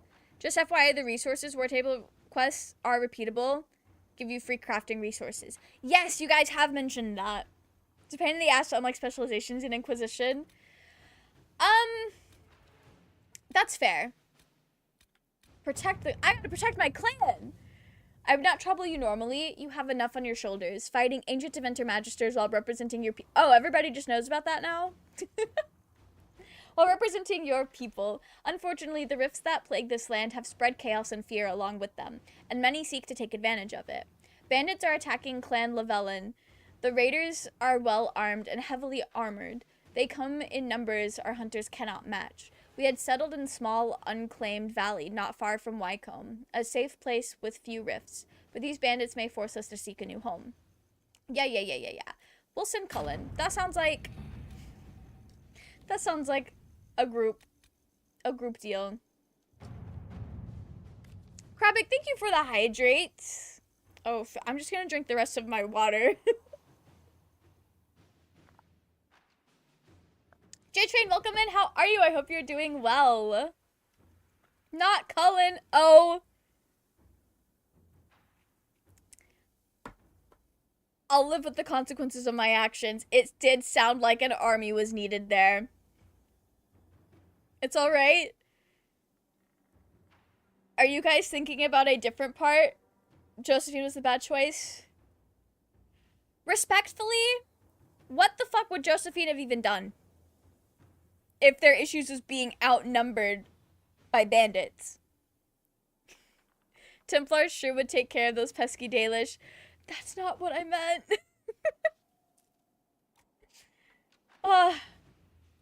Y'all have me scared. At your service. Y'all have me so scared. Okay, we did a few. We'll do a few on the Orlais side. Truth or dare? We underestimated the threat. Our friend the Marquis met with a dozen nobles in the past week. Bribes in the form of gifts changed hands. Most of them busts of Justina V. We appropriated one and discovered how hollow and stuffed with red lyrium. Not the red lyrium. Okay. That one still has time. Oh, this is specifically for Cullen. Our spies looked into a breakdown of contact between Val Royale and Imperial Army forces in the Dales. Cool. Alright. Sick. I will not be traveling to there. I want to go do finding the warden. Truth or dare missions just empower Vivian, which I like to ignore. I don't mind empowering Vivian. I think.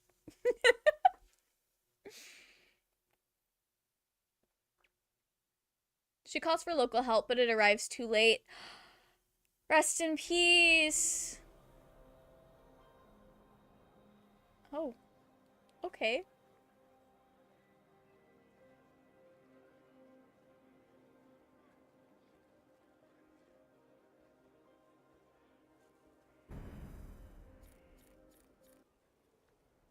That's the stuff I just did. I don't need to go to the war table.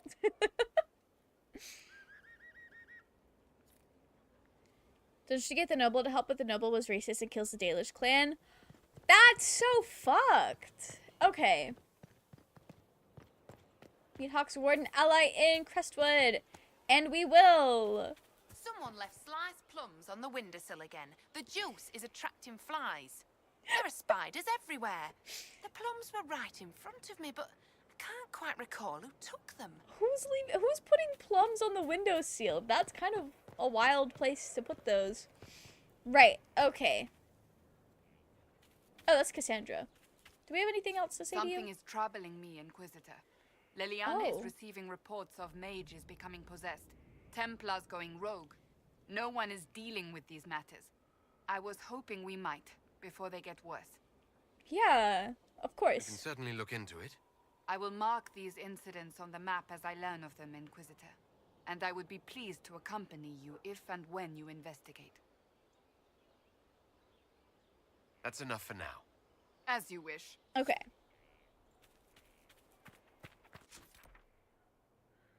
Oh, the different fast travel points across the camp is really funny. There we go. What was that new place?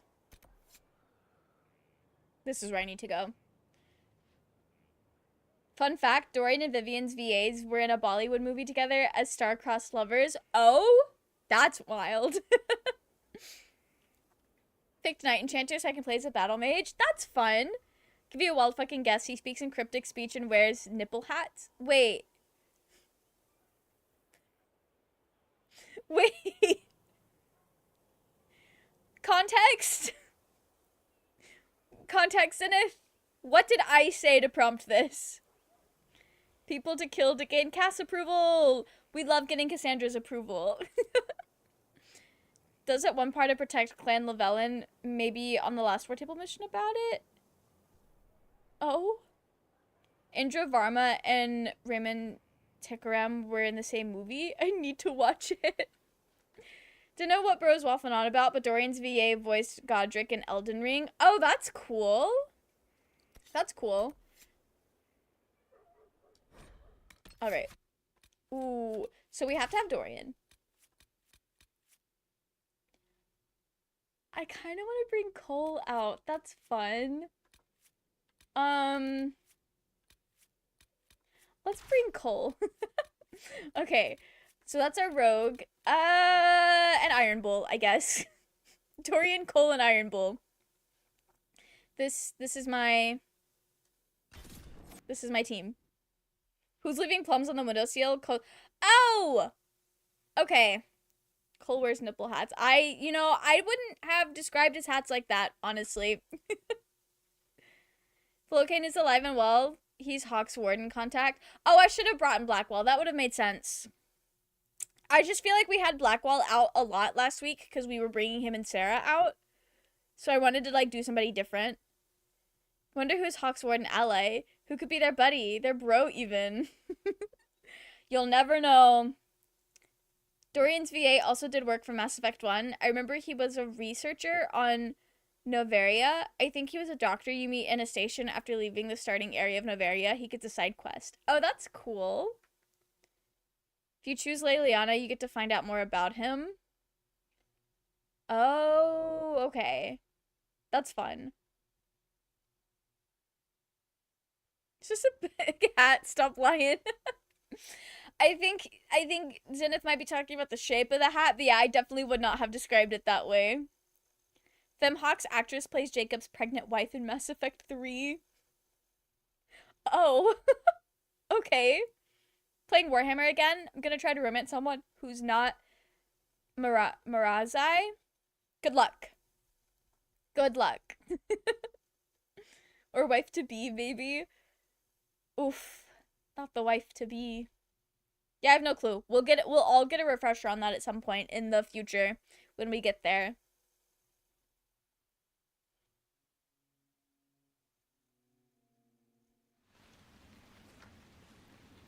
Good to see you safe, Inquisitor. We've got trouble ahead. Oh, I bet if you're worried. If you're on edge, I should alert the entire Inquisition. Or increase my hazard pay. That's an option. Are things that bad? Got them out here in the rain. Is it gonna be raining everywhere I go? Oh. Why does it look like it's getting closer? Oh. Crestwood was the site of a flood 10 years ago during the Blight. It's not the only rift in the area. But after it appeared, corpses started walking out of the lake. You'll have to fight through them to get to the cave where Sir Hawk's Grey Warden friend is hiding. I can flirt with her? Are you safe here? Have any undead attacked the camp? We've had a few shamblers, but most head toward the village below. Maybe someone in Crestwood can tell you how to get to the rift in the lake. Maker knows they'll want help. Good luck, and please be safe. I will do my best. Wild that I never clocked the Noveria doctor as the same VA. You mean someone expected the Dragon Age Inquisition? Someone is expecting the Inquisition. You're so right. For Grey Warden thing, it's better to have Blackwall in your party. Do you recommend being Blackwall to meet the Warden? Because he drops one of the funniest lines in the game. Okay. Alright.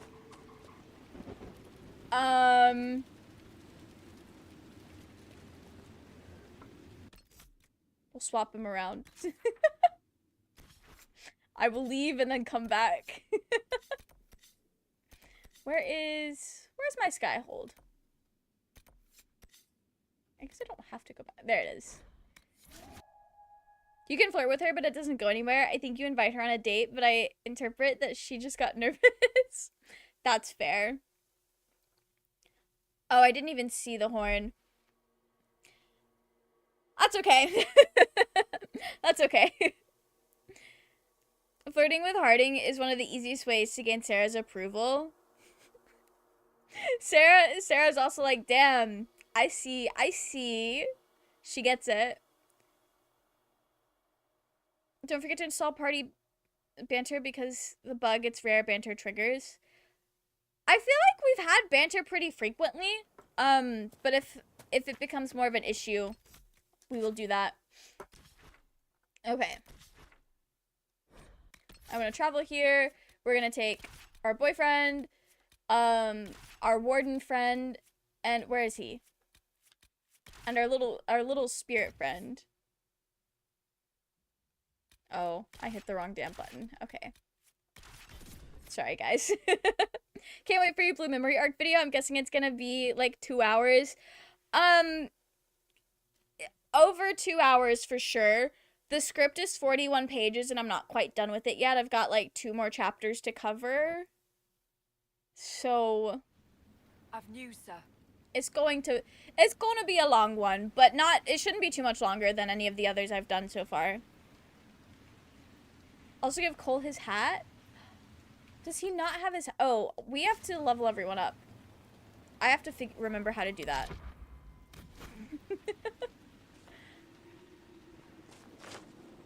Okay. Character record. Windley was going all in here. We've got all of them now, though, so I should be smart and get barrier. Yeah, we'll do that.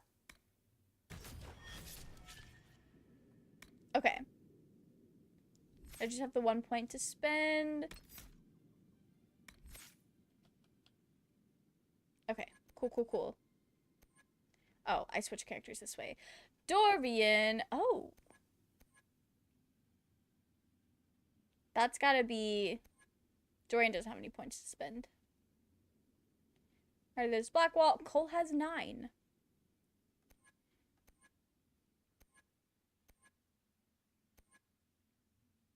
You don't appear to have anything built at all already. Cole and his gay dads. Exactly. In my game, Dorian and Iron Bull has basically adopted Cole without adopting him. That's so funny. Fade Step would be a game changer. Wait, what was Fade Step under? The Inquisitor didn't romance anyone, only flirt with Harding. Vivian tells him Trespasser DLC to take her somewhere nice for a date. Oh, that'd be cute. Cole's all about knives, though you should give him stealth. Fade Step is under Subterfuge, right? What's here? I don't know what I'm talking about. We can give him stealth. Face Up is Frost. Oh, I lied. You said that about somebody else. Fade Step is for mages. You know what? I should have guessed that because Fade is literally in the name. But then I got to thinking about rogue stuff. My Inky would be a terrible father. Rest in peace to Barmy's Inky. Fade Steps to the Ice Mage tree. Yeah, I don't really know what I was talking about. Oh, wait, I'm still going here. Okay. We'll apply to that. Twilly, welcome in. Thank you so much for the raid. let me get my mouse working again so I can give you a shout out. Welcome in, Twilly. How are you? I hope you're doing well. They're real. They're invading. It's Twilly raid. Welcome in, Bread. All right, let me type this. We're currently playing Dragon Age Inquisition. Very early into Act 2. I'm currently leveling people up right now. We've been taking it very slow tonight. Not sure if my Inquisitor and Sarah are childless or collecting orphans like cats. That's so funny. I feel like Sarah would be like, yeah, I don't have any kids. I don't want kids. And then you just like come home with like 50 orphans to take care of, and she's like, these are my children now. like the trope of like the dad that didn't want the cat but warms up to it really quickly. Maybe after Veilguard. Maybe after Veilguard. Call to arms for warrior. Oh, okay. Inky is in a complicated long-distance relationship. No time for kids among all that.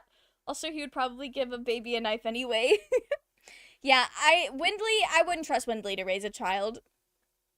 I have it. Is it fun? I think it is. This is my first time playing it. About 30 hours into it. I think it's fun. If you like open world games, you're gonna really enjoy it. I get a little overwhelmed with open world games, so that aspect of it has... No, it would help if I actually clicked back into the game. Okay. Double daggers.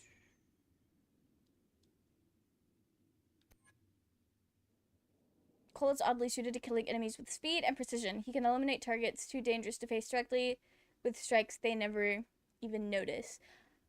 I think that could be fun. Because I think we have a double daggers rogue already. No, we don't. I lied. I lied. We'll do this. Because this was like Cole's specific thing. Okay, we'll pick a throat cutter, hidden blades. I was never here. Oh, all of this works very well for Cole. Okay. And then we'll do that. Okay. Seems good. I like that. Me with Baldur's Gate 3, but I enjoyed it. That's, you know what, that's so fair. Baldur's Gate 3 is very overwhelming at times.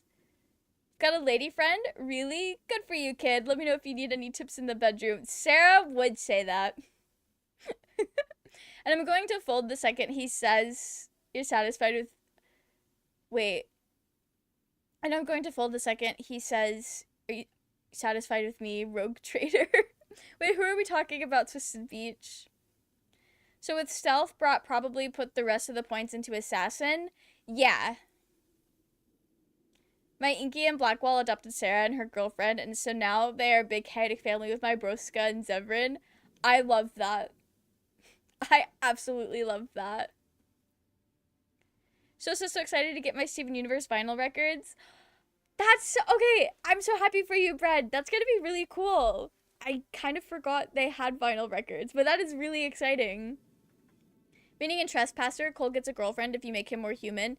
Dorian and Iron Bull give off parent energy. Oh. That's fair.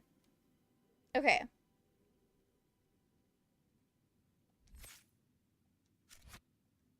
Alright. Everyone has been leveled up. This is so slay. Now, we gotta... Also, you had a report, didn't you? Word for you. What is it? This could help us. Sick. Okay. A Ferelden canvas.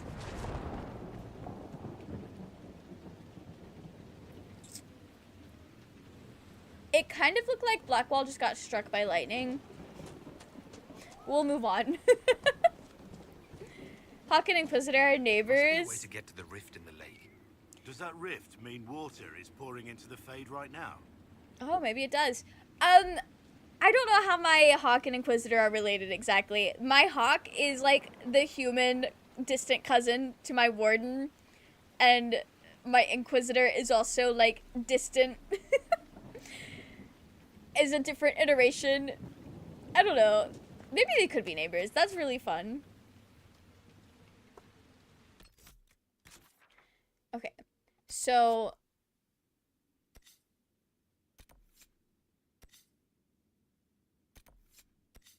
Oh, there's another camp down here. Okay. So yeah, we'll just keep heading this way. Armbull is so wholesome with him too. Basically says, you may be a fucking weird kid, but you're my weird fucking kid. I love that. Cal, welcome in. How are you? I hope you're doing well. Oh, I'm trying to read chat. I don't want to get murdered. Was looking into buying them during my hyperfixation moment and got them at a decent price. Oh, that's exciting, Bread. The Human Inquisitor is from a noble Free Marches family. Okay, so we are Dalish. But that could maybe help us figure out. That could maybe help us figure out how, oh, what have I pressed?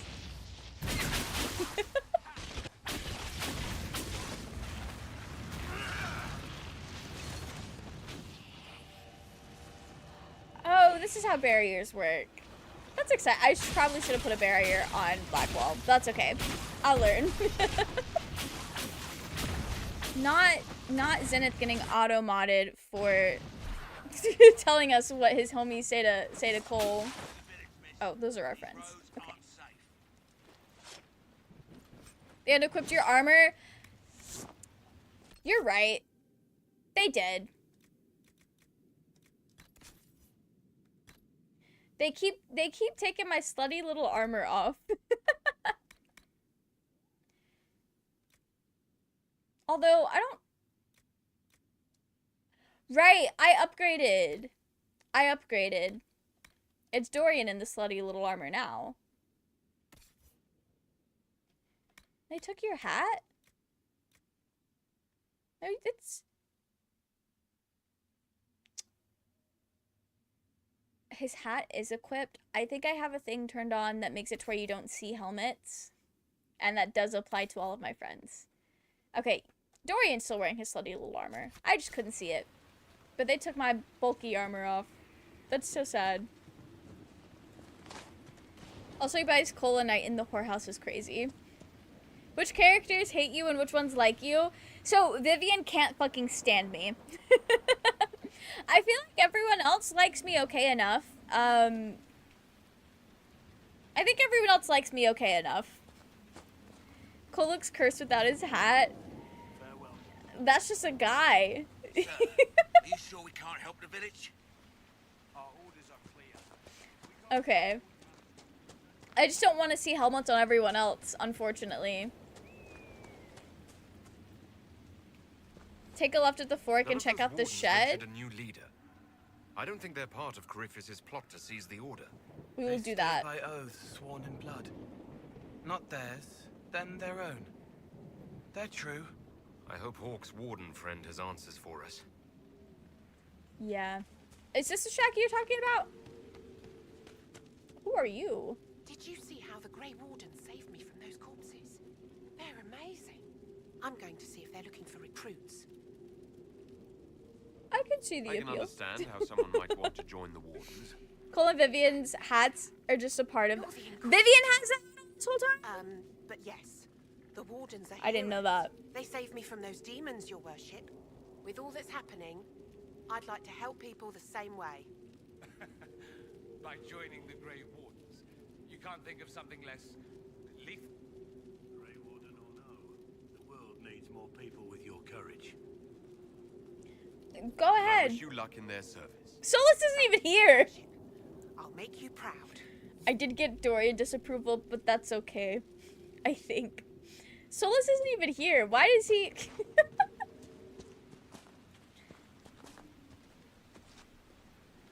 Unless there's another shack up here you were talking about. Encourage her to join. She's so cool in this game. I don't have any thoughts about her yet, but I'm glad I did the right thing.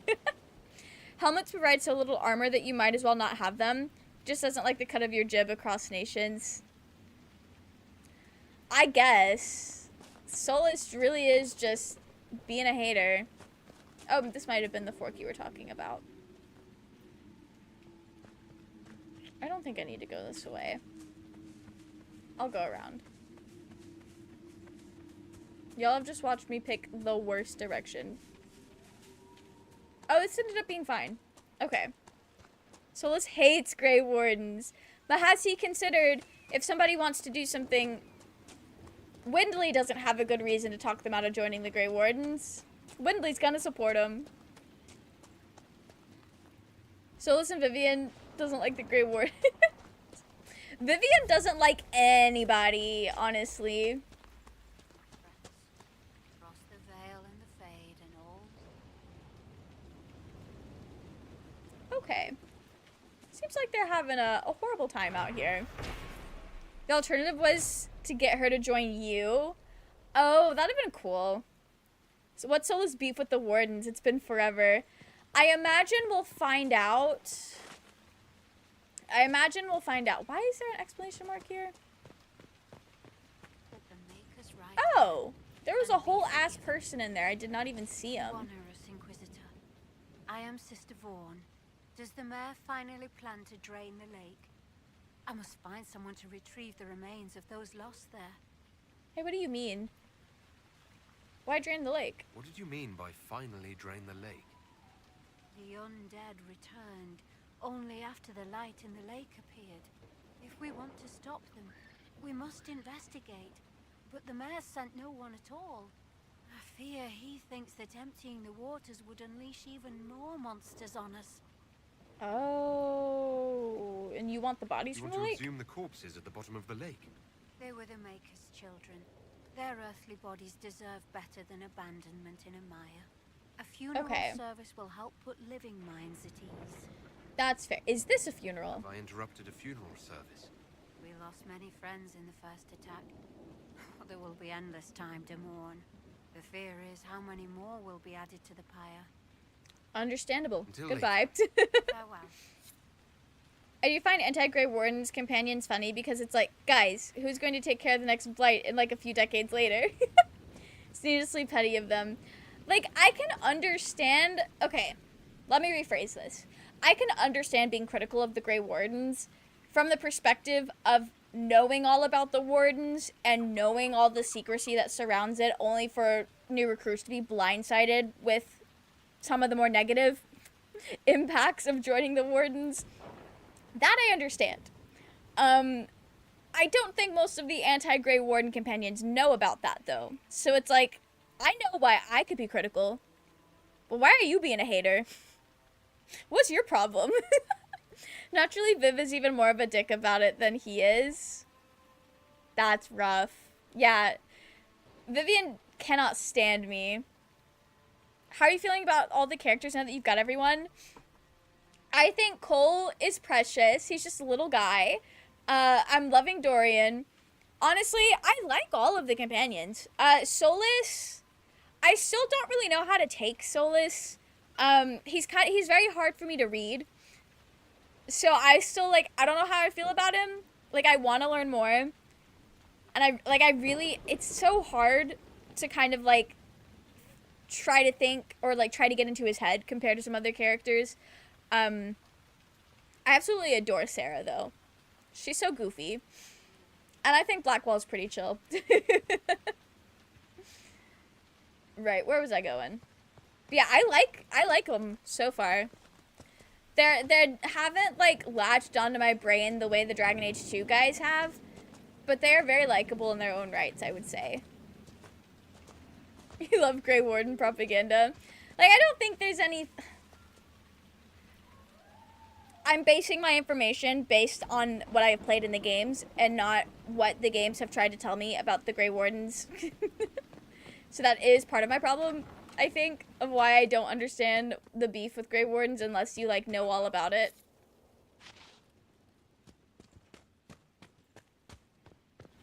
Wait, is there a person in there? Oh, this was the mayor's house. Oh, it's so fucking dark I didn't even see him. Your worship, is there any way to stop the dead from rising? Well, probably. Cassandra doesn't hate the Grey Warden, but she believes they are dangerous. I think it could be fair to have, like, a healthy level of caution towards them, because aren't they kind of, like, they have this energy, like they're super powerful and kind of like, I guess, secret to the public.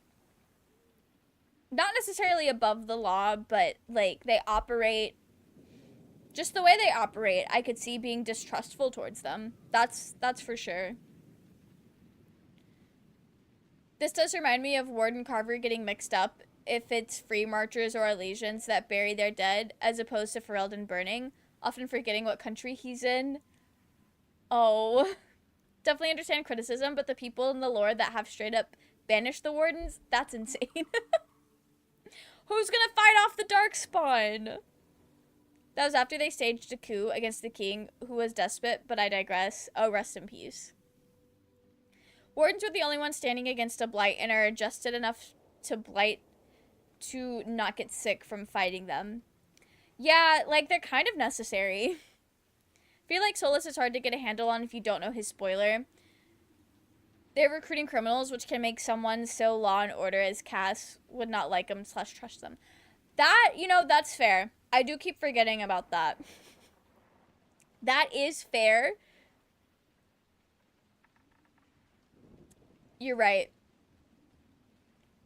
I don't think I know the Solas spoiler. I just know his, like, loose involvement in Veilguard. So I know whatever I get of him in this game is not the full picture. But he's so interesting. Because I cannot for the life of me get inside his head the way I can with some of these other characters. They stop the blight once a century, but they just get bored, start summoning demons, and won't elaborate. Me when I'm bored. Sometimes kings need coups, stages against them. What are you gonna do? And that's so fair. We only see their bases in the rundown and creepy buildings covered in warden symbols, which reminds of how Darkspawn do the same. Okay, yeah, when you put it like that, I headcanon that the dislike and distrust of wardens comes from the fact that they give very creepy Darkspawn-like vibes. Yeah, when you put it like that, Grey Wardens kind of feel like a secret society, maybe even a cult, maybe even a creepypasta. That's intentional. Solas not letting you get to know him because he's a liar. A lying liar. Even his persona is, like, so hard to, like, I don't know. I'm sure he's consistent enough. And I'm just struggling to, like, because I'm overthinking it. Because the way I play any sort of games where you're interacting with characters is I try to figure out the ways to interact with them that they like the most. And I struggle with Viv, but it's less so in the I can't figure it out and more so like once I see what she disapproves of, I'm like, oh yeah, of course. But with Solas, it's like I'm still trying to put these puzzle pieces together. He's intentionally being boring. Damn. Solas doesn't outright lie, but he obscures the truth. He's not a lying liar. He's just a quiet liar. Cassandra, she's cool with Blackwell, respects Grey Warden, but she learns about Grey Wardens more when you're going further in the main quest, and she became just trustful towards them. That's fair. I do wonder if some of the distrust comes from the fact that they are the only way mages can be outside of the circle without being illegal apostates. Oh! That's a good point. That is a very good point. It could definitely... I don't know if that's the case for any of the characters in this game, but that could definitely be a factor just, like, in the universe of Dragon Age, because they're like, yeah, did you hear they hire criminals? Even worse, they let mages in there. Like, I could definitely see that. More of a correlation or a fringe issue. I'm sure there's somebody out there that's like, I don't like the Grey Wardens because they let mages walk free.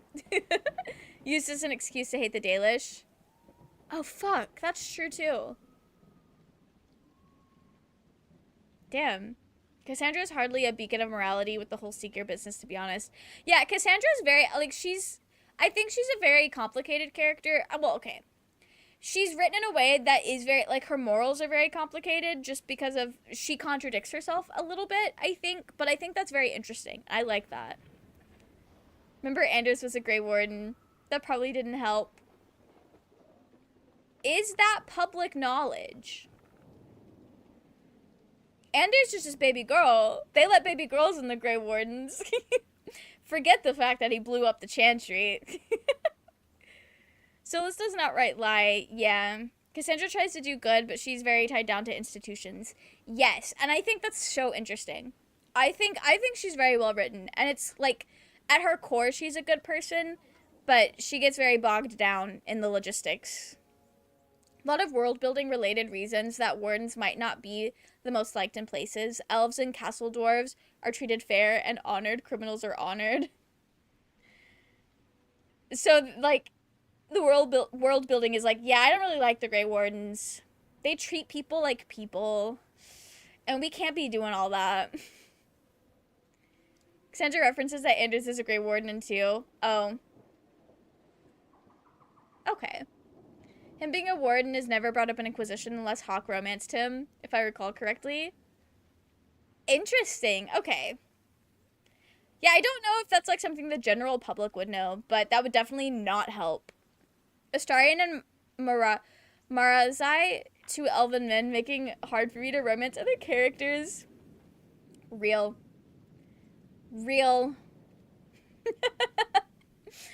I've never related to you so much in my life. Cassandra wants so bad to believe that the Maker exists and the Chantry is good because she's so afraid of the opposite being the case. I mean, just because the Maker exists does not necessarily mean the Chantry as an institution is good, because at the end of the day, it is still run by people who are not perfect. But I guess like the characters in this game equate the Chantry to the Maker so much that like either both are good or neither are like a thing. That's so interesting. The undead are appearing because of a rift in the Fade. How can I get to it? The light in the lake? It's coming from the caves below Old Crestwood. Darkspawn flooded it 10 years ago during the Blight. Wiped out the village, killing the refugees we took in. Oh, what about draining? I saw a dam. If we use it to drain the lake, I can get to that Fade rift. Drain the... There must be some other way. Your people are frightened, and they're tired. Let us help. You'd have to evict the bandits in the old fort to use the dam. I can't ask you to risk your life. Girl, don't even worry about it. I'll be fine. Please let me help. Crestwood can't last much longer. I don't want to leave without doing what I can. I suppose it must come to this. This key unlocks the gate to the dam controls past the fort. The rift must be in the caves under Old Crestwood. But, Inquisitor, I would not linger there.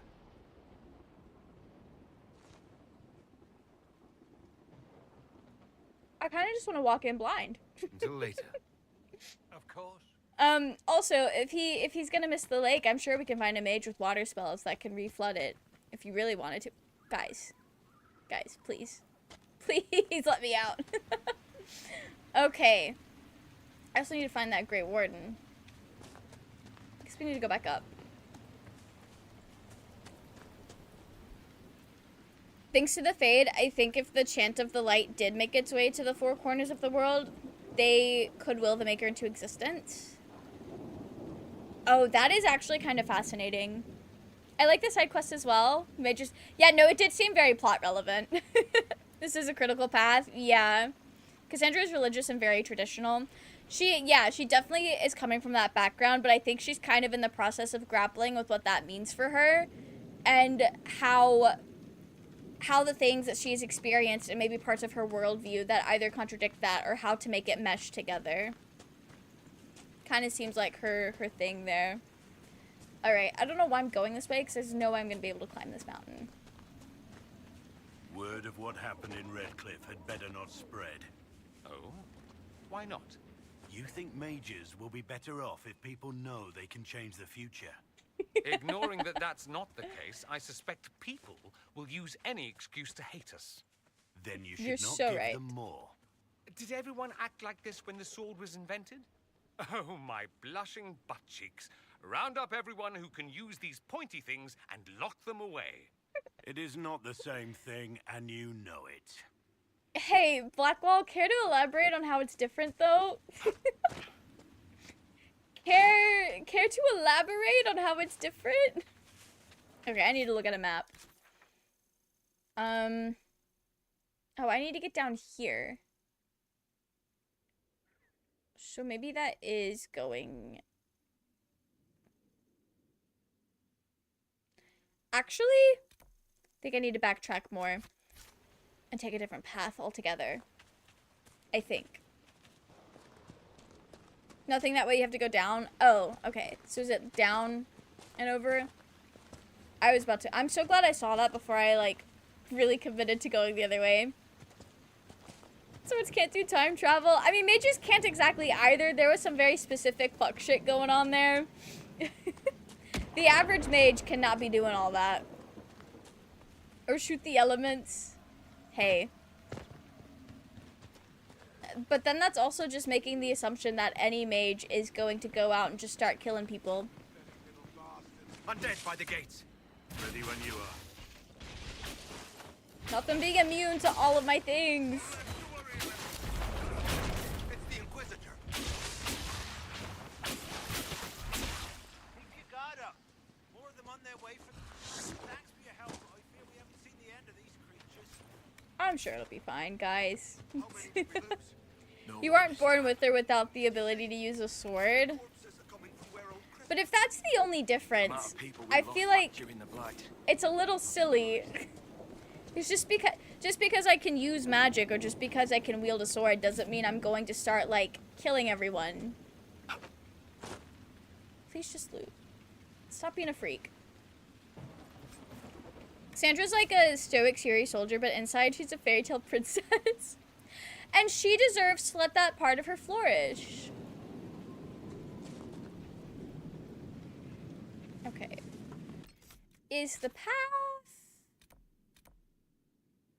I think that was the path. I'll go this way and see if it's where I need to be. Getting Warhammer DLC, there's a character called Solomorn. I'm telling myself that he's who I'm going to romance. My sister's like, well, we all know that's a fucking lie. That's so funny. Good luck. You know, sometimes it could be fun to, like, branch out and romance new characters. It's a new experience. Mind controlling is a bit more potent with magic than blades. Okay. Yeah. No, anything that takes away a person's autonomy, I think we can all agree that's not good, and anyone who is going to use that kind of magic does need to be dealt with. But, like, not all mages are coming out here trying to do all that. Racism isn't logical. You're right. Hell, I'm trying to apply too much logic to this, and it's just not even logical. My bad. Trying to make it make sense. Dorian likes teasing people. It's great, especially in romancing Cassandra. He's just like, you're smiling a lot. I saw you blush. That's so funny. He's just a little guy. Especially when they're blue with telekinetic powers. Damn. I think in a realistic world, people would hate magic or mutations on the basis of it contradicting the power dynamics that governments feel they need over the general populace. You know what? You're probably right. You're probably right. That and people in general, for some reason, just tend to, like, dislike or distrust. Maybe not in general, because a lot of that hatred is taught. But people who are, I guess, prone to those kinds of ideas, anything that's different from them is automatically bad. So, magic is pretty different than people who don't have magic.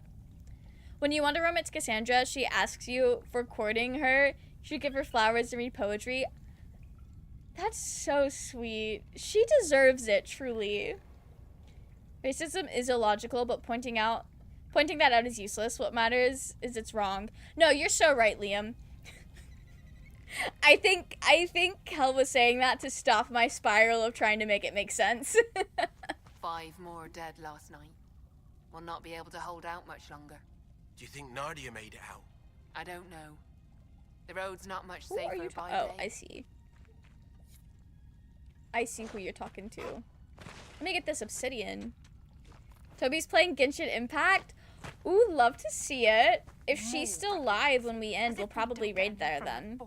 Bastards with swords loading it over us poor folk. Okay. Should I talk to them? Can I talk to them? Or are they just flavor text here? Yeah, I think they're just flavor text. Got another page written down. Nice! I'm so proud of you and the progress you're making, J-Train. Bastards with swords loading it over us poor folk.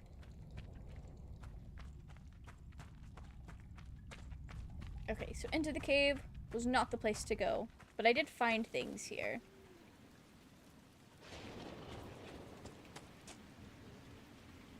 Okay, I'll keep going this way. I don't think this is the direction I came from.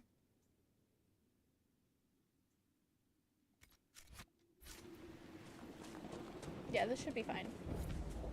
I discovered a rocky slope. Oh, is this this looks like a camp location. It is not. Not sure you can even get to the warden until you drain the lake. Let me go drain the lake. Let me find quest markers for draining the lake.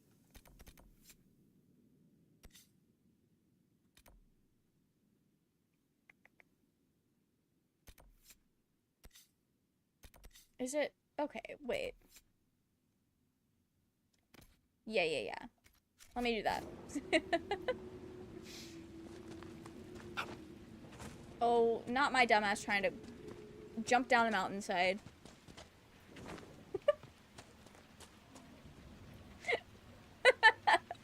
I know Blackwell and Dorian are standing there looking at each other like, is this our leader? This is the Inquisitor? Here's the keep the mayor talked about, and the bandits. They're frightened inside, trapped by the walls that protect them. Cola's gonna make me feel bad about killing the enemies. Oh, do I have to hit the door?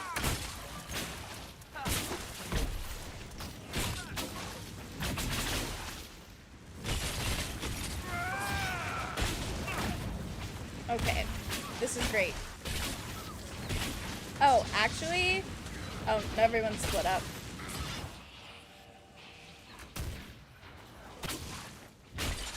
This page was a whole fight scene, not exactly the easiest thing to write down. Yeah, I've never written a fight scene, and I wouldn't even know where to begin. I would have no clue where to begin. You do not need to drain the lake to meet the warden. Well, we can go ahead and we'll do both of those things. Or at the very least, clear out these guys, because the warden's not too far from this. Dorian. Oh, he's fine. He's fine.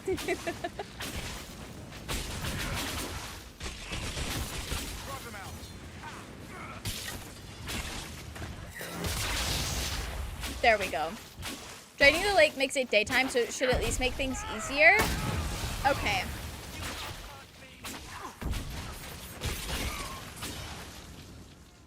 I think the only difficulty we've encountered so far is just trying to figure out how to get around the mountains.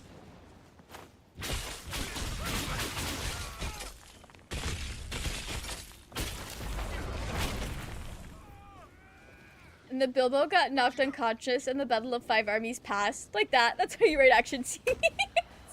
Thank you, Barmy. I will be taking that to heart. Usually for fight scenes, I either make them comically violent or I just describe a wrestling match. That's smart. Describing a wrestling match. That's actually a really good idea. It doesn't take that long. Fight scene sounds pretty hard to do with just text. Yeah. That's what I've always thought. I also, to be fair, I don't think I read a lot of action things as well. And when I read, like, comics that have action in it, I have a hard time following it. So it is very much like my brain follows action a lot easier when I'm able to see it play out versus like having to connect the dots with still images or text. So I would struggle with figuring out how to write it out because it's something I low-key kind of struggle to read. Stop streaming and play. What the fuck is... What are you saying, Keegan?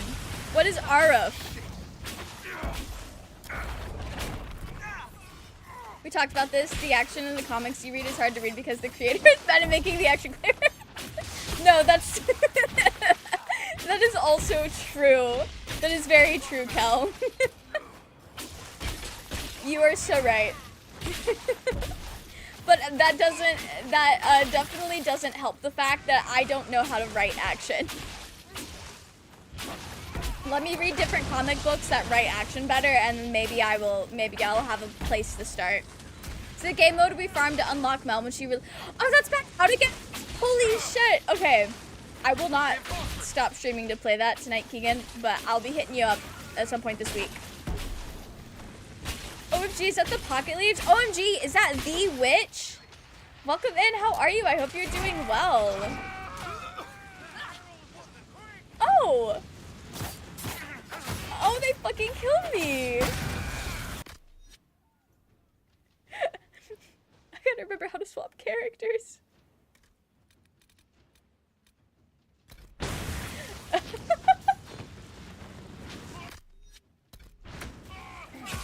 There we go. I figured it out.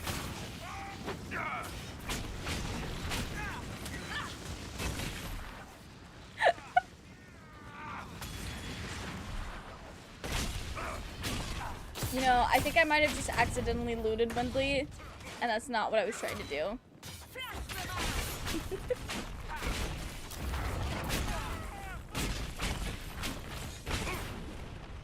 Actually, I don't want to do that. There's only 2 people. We're fine.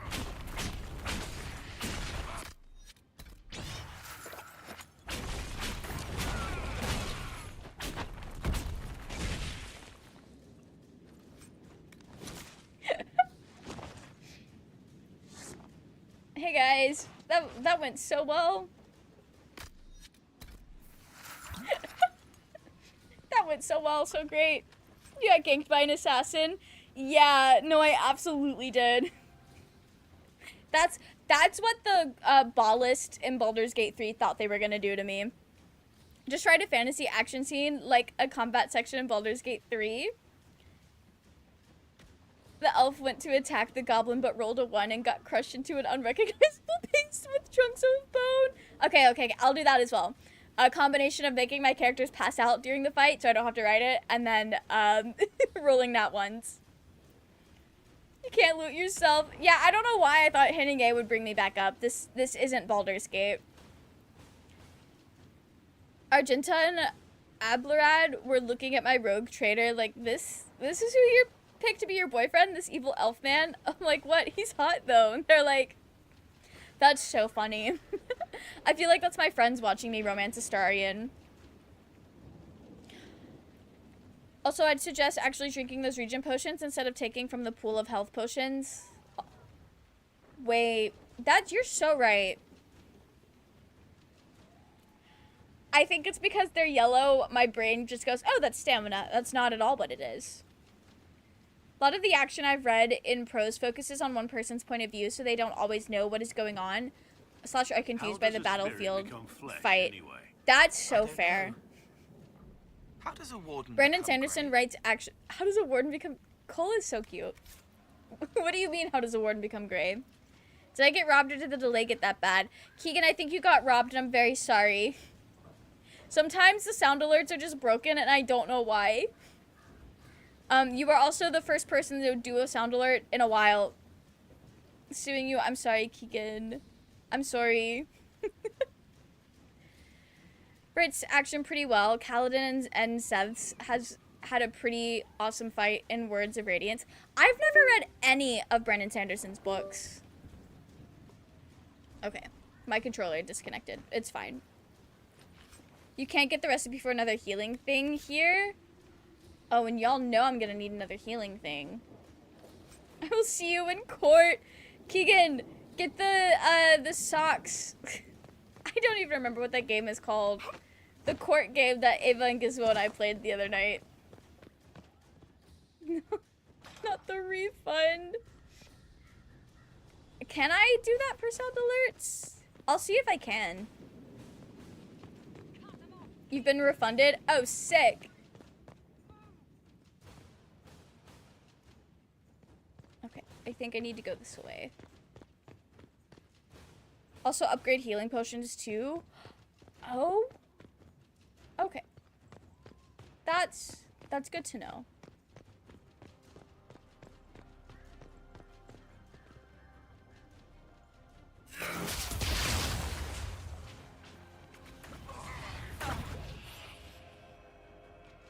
This will hit the most of us.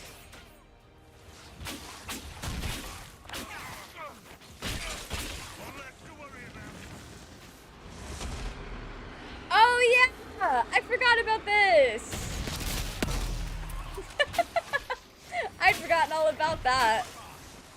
I was wondering what my little X there was.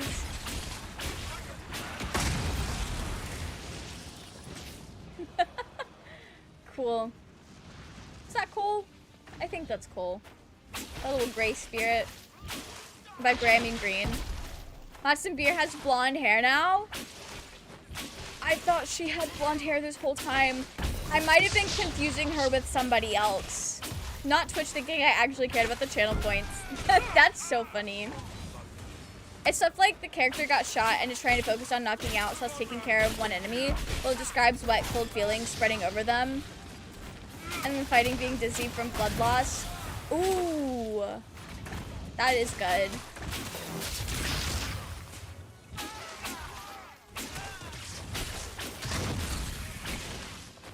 Hey, why are we getting our asses kicked right now? What's going on?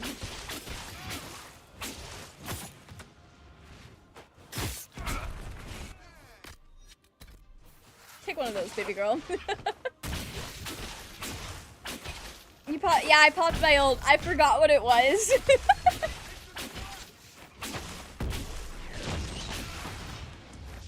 It was brown and black for a long time. Oh.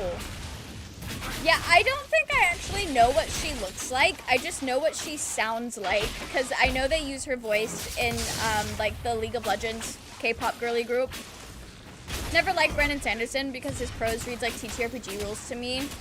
That's fair. That is very fair. I'm gonna be so fucking for real with you guys. When it comes to books, like traditionally published books and not like things that people just post on the internet, I have almost exclusively read young adult fiction. So I don't know if Brandon Sanderson writes that. But I also haven't really read a lot of fantasy either, and I know he writes fantasy. Or at least I'm assuming he does. You know, I'm just like making a bunch of shit up about this man all of a sudden.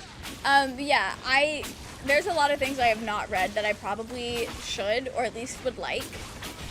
Oh shit! I didn't realize Cole was dead. I don't know who I thought was dead. This one guy has so much fucking health. We could throw the Inquisition's banner over the battlements. The villagers may not even object. I think we've earned it. That was rough. I suggest actually drinking... Oh, can I make... Oh, I'm out of regen potions. Wait a minute. Oh, can only I drink those? Oh, interesting. Okay. Well. Vivian literally has Adam Warlock's Born Again. Oh, for real? That's cool. Sarah's ult is Psylocke. He writes a lot of fantasy with hard magic systems, aka the rules are spelled out and very consistent. I think he over-explains those rules, which why it comes off as a TTRPG rulebook to me. That makes sense. Hard rules are good for a game, but not always good for a story. That makes sense. Now, I could see why you may not vibe with that as much. The right resources at the upgrade table in the Skyhold. Yeah, I'd completely forgot that upgrading our spells was a thing, so thank you for the reminder. Have to equip them on separate characters? That's so homophobic. I think I have to be at a camp to do that. Right. They said something about raising our flags. Where would I do that? So I feel like I need to do that. I'll just follow the quest marker. He turns into a snake because he now worships the strength of flesh type shit. Not worshipping the strength of flesh.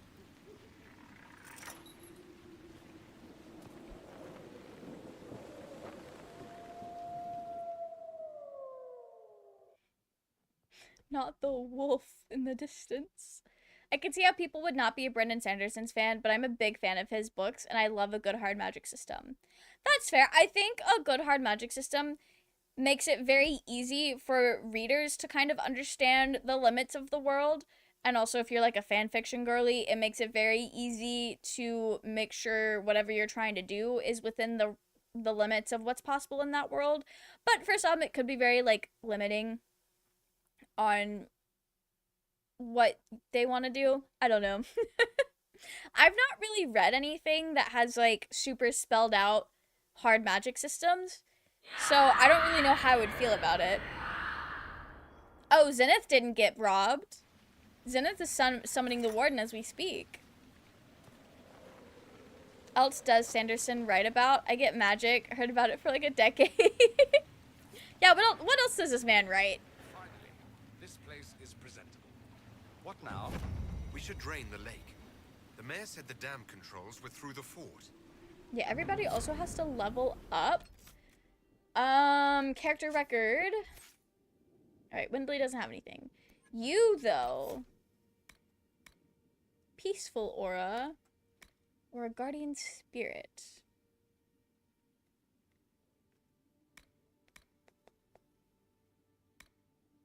I'll do a guardian spirit. That seems nice. Blackwall, we've been doing sword and shield for you, so let us... Payback strike now taunts enemies. You do more damage, payback strike, and if you've recently taken damage, you also stun. Oh, absolutely, that's fire. Okay. Cole, you were doing assassin. Use hidden blades faster, more easily. Hidden blades now allows damaged enemies near the primary target. Ooh, that's cool. We're gonna do that. Okay. Everyone's leveled up. Warden the Wall, Blackwall. He is so good. He works very well for my disorganized playstyle. Technically, Full Metal Alchemist is a hard magic system. I see where you're going. I see why you would say that. Actually, that makes sense. I've never thought about it that way. Yeah, okay. Okay. Again, that was more something I've watched, so you don't really get... I feel like the info dump of how the magic works hits a lot differently when you're learning with the characters, or if it's, like, being spoken as people learn versus, like, reading a paragraph about it. So I don't know. Maybe I could vibe with a Brendan Sanderson's book or not. Who knows? Basically, Fullmetal Alchemist is all built on the rules of equivalent exchange, and the plot revolves around people trying to break those rules. Yeah! It's very integral to the plot, so I think it doesn't feel like you're being, like, explained the rules because, like, that's what the whole story's about. I made a paladin of Saloon. Her name is Luna. Full name is Lunara. She's a Shadow Heart Kisser. She's a Celadrine Drought. That's so cute. I love making Shadow Heart Kissers that are Saloonite or Saluna worshippers. It's so funny to me. Did your potions refill? They did not. Oh, I didn't mean to cast spells. I'm gonna rest. Refill my potions. I don't think I needed to do that, but we did it. Okay. Sword and Shield is such a huge nerf on Blackwall. In my current playthrough, he's as weak as Cassandra. I need to apologize to her for always branching her into the skill tree. Oh no. One of, I think, 3 keeps you can capture. Oh, that's cool. Next up is a creepy basement. Yeah, that's what it sounds like we have to go find. Selunite Shadowheart lovers, there's practically a factory for them. Yeah, but we're mass-produced. Brandon Sanderson's books are pretty easy to read. They're not quite young adult, but they're YA curious. So Dragon Knight Age has begun inquisitioning. Overlord, welcome in. How are you? I hope you're doing well. Okay. Sorry, I had to like let my brain figure out what we're doing next. Another time. Oh, do you have a report for me? Our patrols have spotted Red Templars up in the hills, Inquisitor. Red Studying Templars? the set of elven ruins. Why, we're not sure. Okay. Okay. Mentioned a spy? When's this spy named Butcher supposed to arrive? Half hour ago, by the south gate. I hope he's only delayed. Butcher's last message swore he had secrets for us worth 10 times his weight in gold. Oh, sick. Okay, what's useful about this area? Did Sister Nightingale tell you why she wanted agents here? We lie on the main road between Denerim and Valroyo. Couriers stop here all the time. For what they're paid, some have surprisingly loose tongues. That's wild. Alright, anything to report? What's happening in Crestwood? The roads are nearly deserted.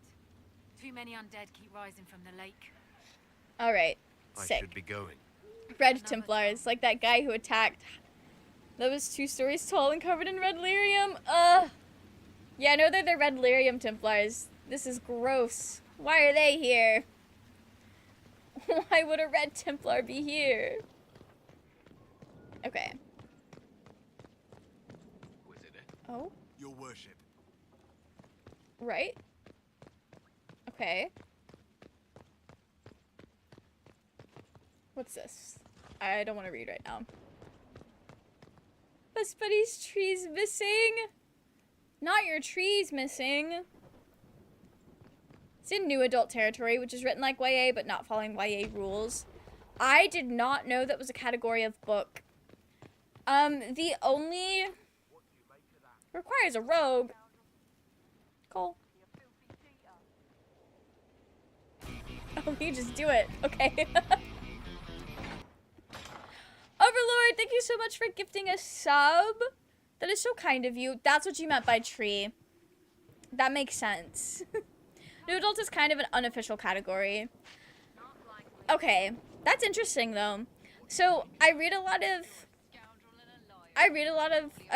like young adult books. I've read like some Stephen King books, which are definitely not young adult.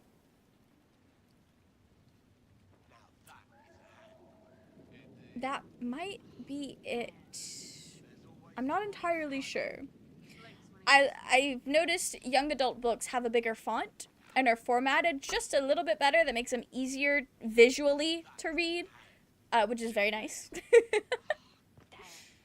There's always tomorrow, Scriber. He blinks when he has a sweet. Inquisitor. Ah, piss. We're, just catching up with each other after an assignment. Oh, Overlord, thank you so much for gifting another sub to Zenith. That is so kind of you. Your bestie has a tree again. Didn't take off enough to get a shelf in bookstores, but it is enough of a thing for the tag to get used online. Okay. Yeah, I'd never heard of that, but I guess by the time I was like the age where I would have been looking for that, I almost exclusively read manga and fan fiction. So, that's on me. That is absolutely on me. Familiar with the term, but I'm not sure if anybody else was. Okay, that's cool though. Said it was alright, but thank you, best buddy. Wait, no, best friend. Overlord's been upgraded. Maybe they also want to meet Hawk's Warden Buddy. You know what? Maybe they do. I'm sure Hawk's Warden Buddy's great. Shadowheart is basically Eus Lunite, but at the same time, she's like, Luna is kind of cute, though. And I love that. Alright, as you were, homies. Don't worry. I'm not throwing you out for a round of wicked grace. The thought never crossed my mind, your worship.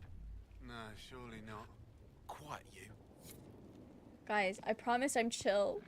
I promise I'm chill. New Adult is like a YA story thematically, but is about adults and is longer. I don't think I've read anything that could be classified as that. So that's kind of cool to learn about. Okay, I need to go downstairs. I need to find the downstairs. I think. But I might only think that. Well met. Because one of y'all said something about going downstairs.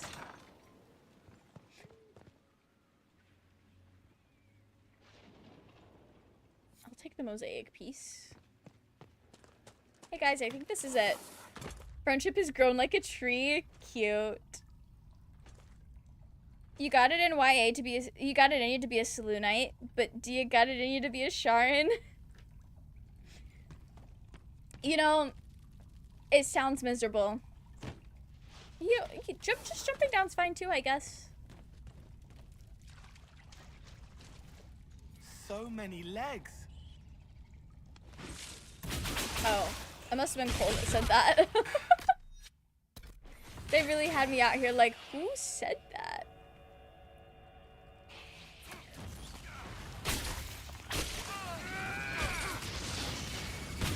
Loot this spider? Oh, we will. We will. Thank you for the reminder.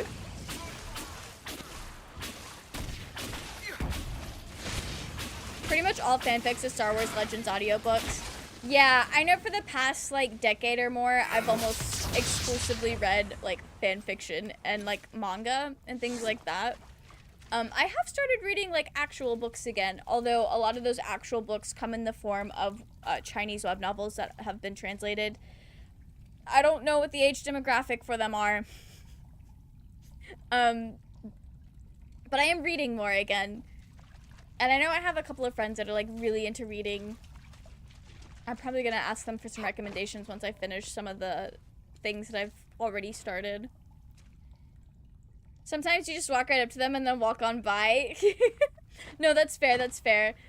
I've gotten I've gotten really bad about doing this in my new Dragon Age 2 playthrough, where I just have so much shit, and I know I'm not gonna do anything with it, other than, like, hoard it or sell it, that it's like, I don't even bother half the time. It's a bad habit. Definitely not something that I should be doing in this style of game. Healing Mist Grenade, yeah! A Healing Mist Grenade is very fire. We definitely need that. That's basically gonna be our healing spell. No blame, it's streamer brain probably. No, that as well, that as well. Translated stuff is hard because they have a different age rating standards.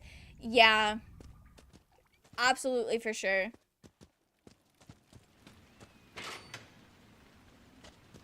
Leads to the dam. Is this the dam? No, probably not. Actually, maybe. You hate Hawk too, huh? I disagree. I really like Hawk a lot. I named mine Mike Hawk. That's so silly. Hawk, that poser? Nah, their warden bro is the real hero, and he could have even become the Templar, so... Oh. Rest in peace to Carver. Yeah, that corpse just had 80 old gold on it. Translated stuff is not an easy read. It usually takes me a few months to get through the Witcher series. What was the Witcher series originally written in? I feel like, so... I've read Scum's Villain Self-Saving System, which was originally written in, I want to say, Mandarin. And I feel like that translation was pretty easy to read. And the parts of it that, like, requires knowledge on, like, Chinese culture, like, Chinese internet culture, was either explained in, like, an author's note or pretty easy to pick up on with context clues. I will say, though, Heaven Official's Blessing is a little bit harder to get through the first novel, but I think that has more to do with the author's writing style than the translation. Witcher is Polish. Ooh, okay. I don't think I realized it was originally written in Polish. I'm sure you guys have said that before. And it just, like, went in one ear and out the other. And I apologize for that. Mike Hawk is crazy. Isn't it? She's neutral good. I think neutral good characters are very fun to play as. Pretty sure the dam's the other way. Yeah, I was just kind of following. I don't know what I was following, but I was just following the land that I could see. But this makes more sense.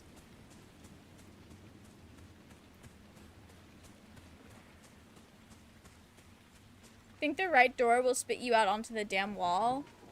Oh! Well, we're going... I'm taking my ass back inside. As soon as I can find it.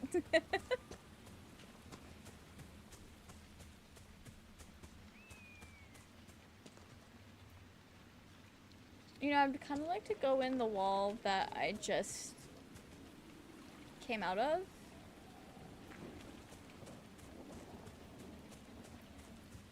That would be nice.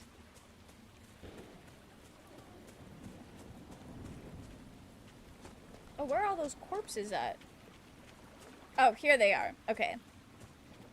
I found it.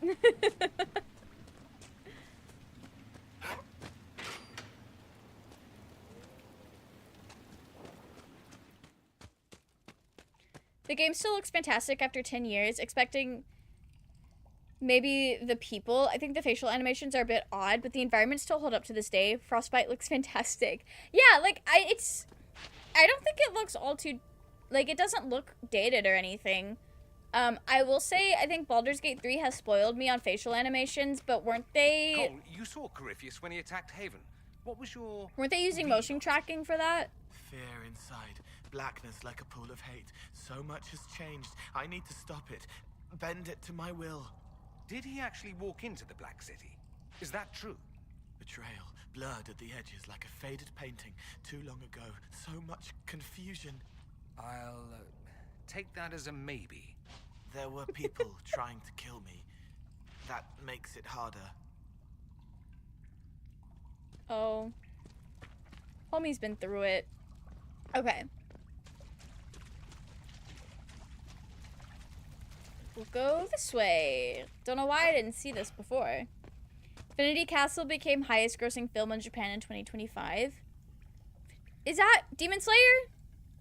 Is that Demon Slayer? I've not seen that yet. Can I not? I feel like I should be able to get through there. I'm gonna try it again. Guys, let me get a good, like, running and jump. Alright, we got it. Yeah, I don't know how to get through there. That actually may not be a place that I can go. And that's the game's version of blocking it off. I need you guys to know that in the past 3 hours I've been streaming, I think I've gotten like 4 random ass spam calls. I think I'm getting to the point where I want to crash out every time my phone vibrates. Because I get so many random ass calls every single day. Anyway. Had to get that off my chest. Okay, that's the way I just went. I'm pretty sure. Give me a map of this place. I would like a map of the area I'm in, but that's fine. That's not how this game's going to work. Okay, this just leads back out there, so this is not where we need to go. I think I need to go up.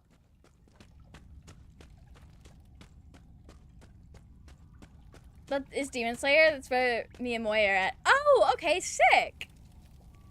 I've been sick for a couple of days, I think because I'm adapting to the winter, but I watched Zenshu in the last episode. What the Jesus, the hero, most crash out of 10. Yeah, no, Luke was going through it. Did you like Zenshu, though? Sorry to hear that you've been sick, but I hope you get over it soon. Just love privatization. This one was a deregulation in general. Scam calls weren't as prolific because some prick allowed it. Yeah, it's been rough. I misheard it. I was like, what are vampals? Oh, my bad. Spam calls. I should speak more clearly sometimes. Oh, this is the way down. Am I missing something? Is the right door just non-existent for me specifically? Or did I go the wrong way? I'm willing to accept that I personally went the wrong way. But I'm not entirely sure that there is a way that I can go.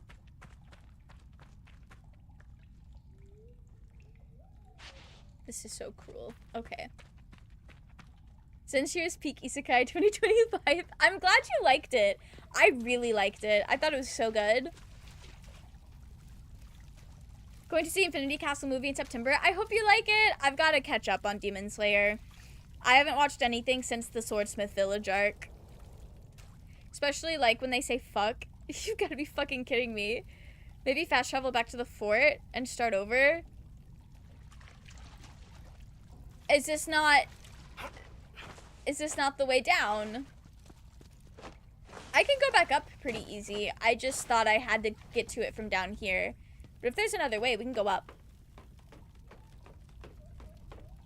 Mass Effect Andromeda taking away the blue/red system from Mass Effect. I didn't want to play it. I wish they kept it. I disagree with the fans saying it dragged Mass Effect down or whatever.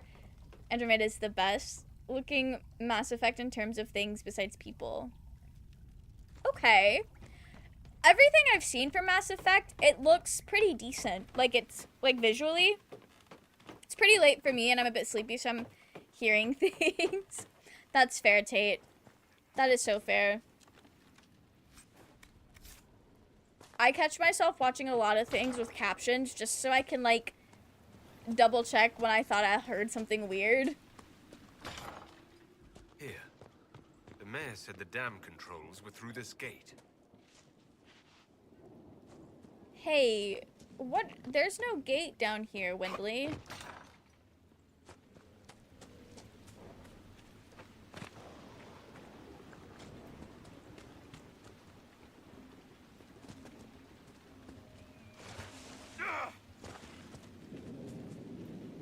That's fine. That's fine. Andromeda is the only Mass Effect game for now to be made on Frostbite. The others were on a different engine. That's cool. Yeah, I think Inquisition looks very good. It's no Baldur's Gate 3, but that's fine. My computer handles it way better. It was right there. It was here the whole time.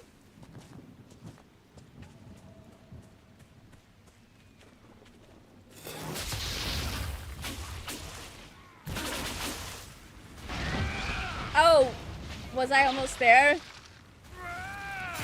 Okay, I'll finish this fight and then reconvene. My bad. One guy was going over why games have it rough right now, and part of it is graphic improvements are subtler. So it... Are we back? Okay, sorry, my controller disconnected. One guy was going over why games have it rough right now, and part of it is graphic improvements are subtler. So a game that comes out now is also competing with games that came out 10 years ago, and that someone might not have played yet. Because 10-year-old games still look pretty good. Yeah, that's fair. And I feel like there's not, like you said, there's not that big of a difference, but like, I think a lot of it is just in animations. If I'm comparing Inquisition to Baldur's Gate 3, like the biggest difference is just in facial animations. I'm sure there's other bigger differences, but that's just what comes to mind. But yeah, no, like video games have roughly looked the same for so long. I didn't even realize that because I feel like I play a lot of indie games or just like games that haven't gone in the realism direction. Be prepared with tissues. Heard someone's gonna watch the first movie. I'm so sorry to say someone already dies. Oh, rest in peace. Paragon Renegade was 3 flavors of Undercooked for 3 games. Oh, rest in peace. Just follow the road like a Tesla? Okay, I will do that. We will do that. My bad. Homie, loot. It's, okay.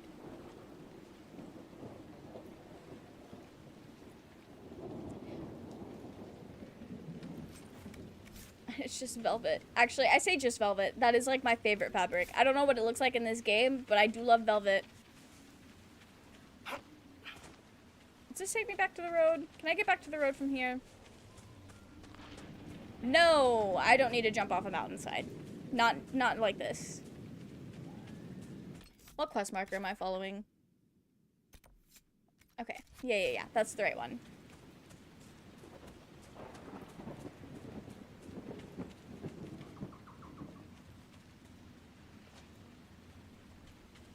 I'm going back. I got it. I thought maybe it connected.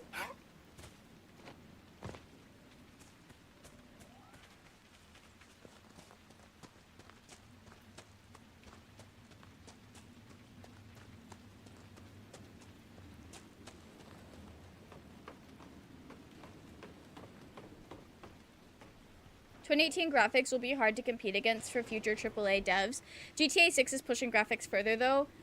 The new Mafia, I think. I don't think I've seen anything from the new GTA 6. Must be where we can open the floodgates. Oh. It would have been nice if I could have seen this. In the fog. I've not really, like, I've not seen any of the trailers or anything for GTA 6. But I have heard it looks really good.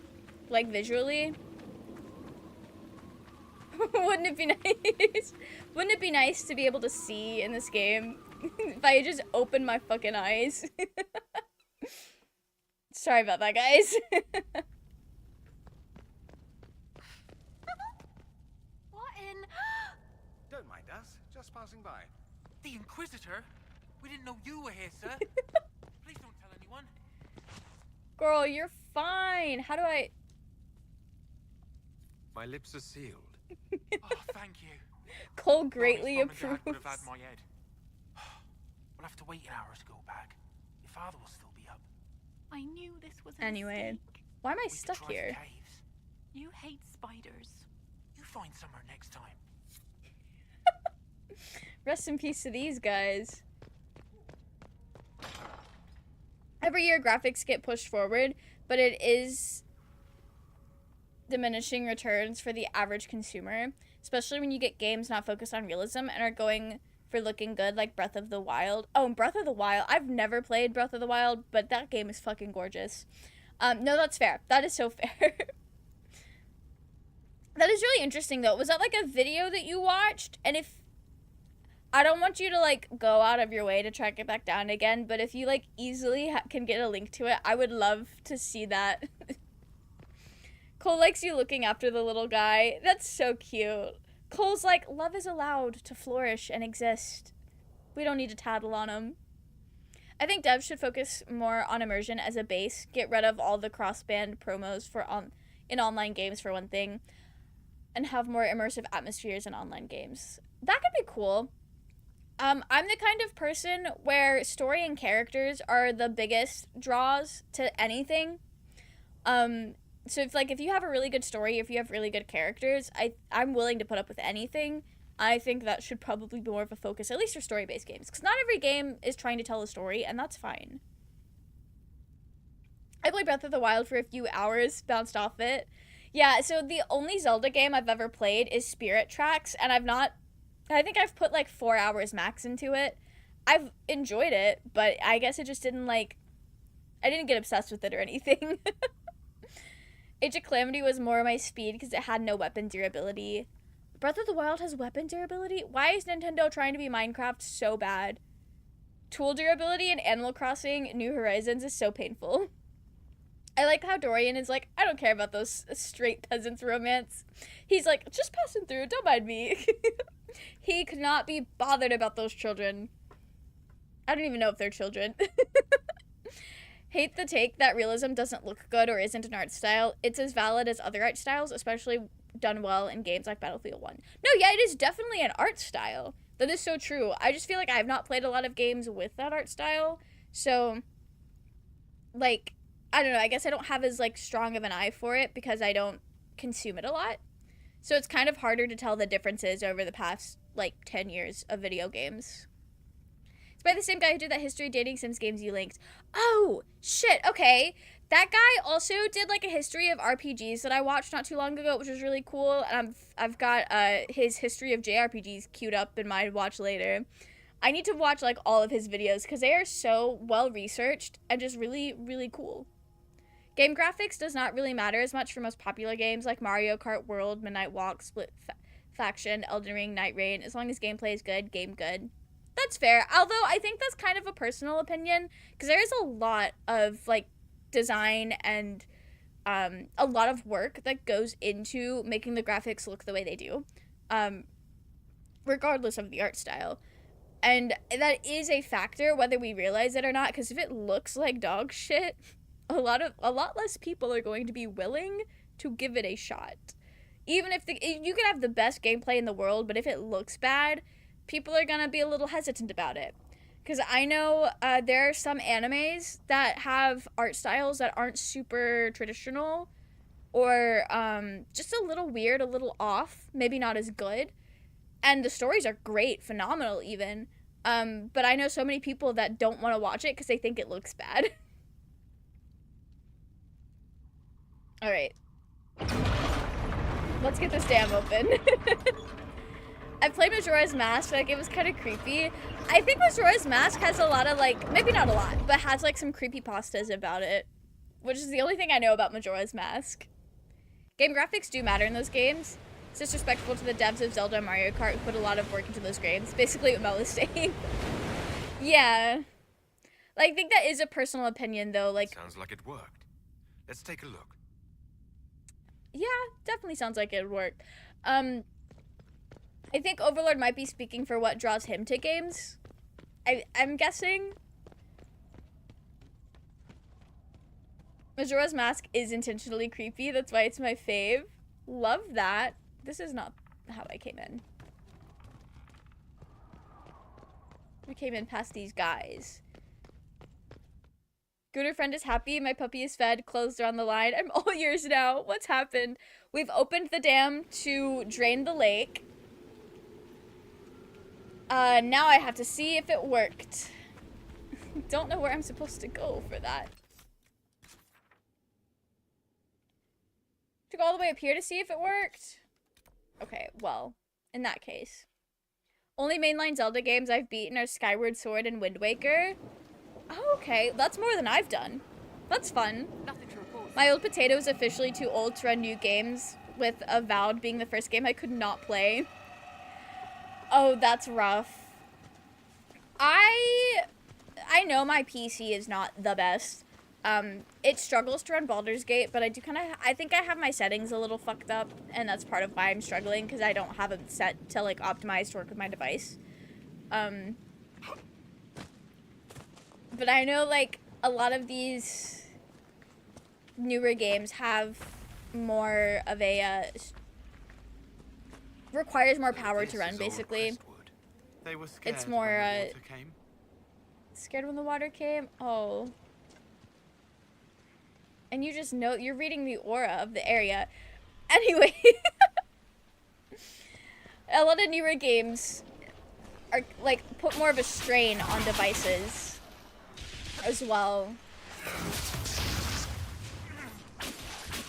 Those are the top games of 2025. The only graphically good that sold good was Death Stranding 2 and Assassin's Creed Shadows. Overlord, I think that is also just, like, a matter of preference. Because there are people that will, like, the games you listed. The only I think there are a lot of people who the games you've listed would also consider them, like, graphically strong. These spirits must have come through. I don't know, I haven't played them, so I don't know what they look like. Decide to try on corpses. One's looking. I haven't seen I'm a lot of Cole. them. Don't be afraid. Oh, Cole's just a sweet little guy. Am I supposed to talk? You there! I order you to tell me why nothing here heeds my commands. It's a spirit. What's it doing? Silence. Let the other one talk. And,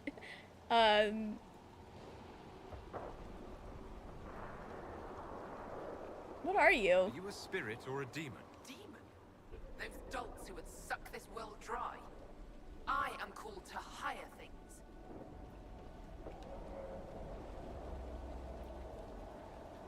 All powerful spirits represent something. Compassion, justice, wisdom. Soft virtues all. I am more. I am command. What of you? I felt your coming. Is there something alike in us? Girl, I don't know. Definitely just sensing the mark, though. That's so interesting. I've only just met you. What does that matter? How can you not already see what I am? What a strange world this is, where time blinds you.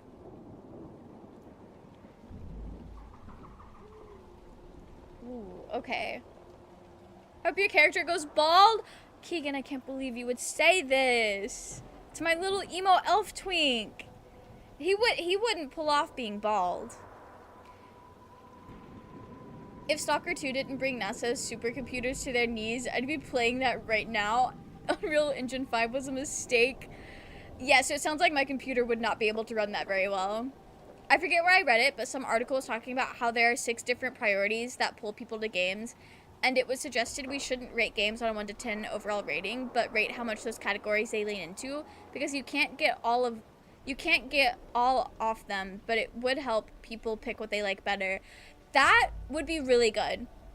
That would be really good. Categories are things like problem solving, story, exploring, resource management, and some others I forgot. That is very cool. I feel like everybody remembers when the world locked down in 2020, like right when Animal Crossing came out, and everybody and their grandma started playing Animal Crossing, and there were people that bought New Horizons that had never played Animal Crossing before in their life. And they didn't like it. And they complained about it. But it was not for things that Animal Crossing fans complain about in New Horizons. It was for things that have been true for every Animal Crossing game to ever exist. And at that point, it's like, did you just buy the game because it was trending? Did you really not know what the game was like? And I feel like if we talked about games more in those categories, that would keep people from spending $60 on a game they hate. Really like games where I can explore stuff? That's fair. So something like Breath of the Wild would have a lot of focus on problem solving and exploring. I don't remember when the world locked down in 2020. I'm sorry, Keegan. People were really weird about Animal Crossing. That was kind of the main thing I was going for there. Ask Cole to talk to it. Oh, we will. I wanted to go through all the questions first. I think if you leave Crestwood and then come back, it would no longer be a rainy night. It's the vibe. We'll go for it. We'll keep with it.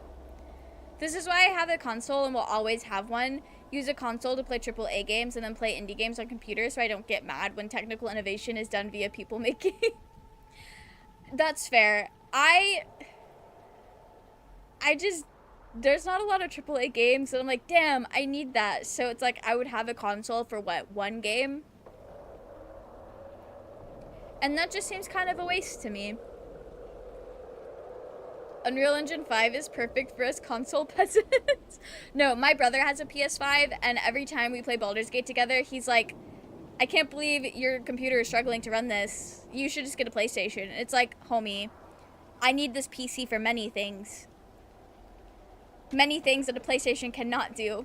If I can only get one, I would also rather have a machine that I can edit videos on. I just prefer to tell her what happened after that option is lost. Oh, that's fair.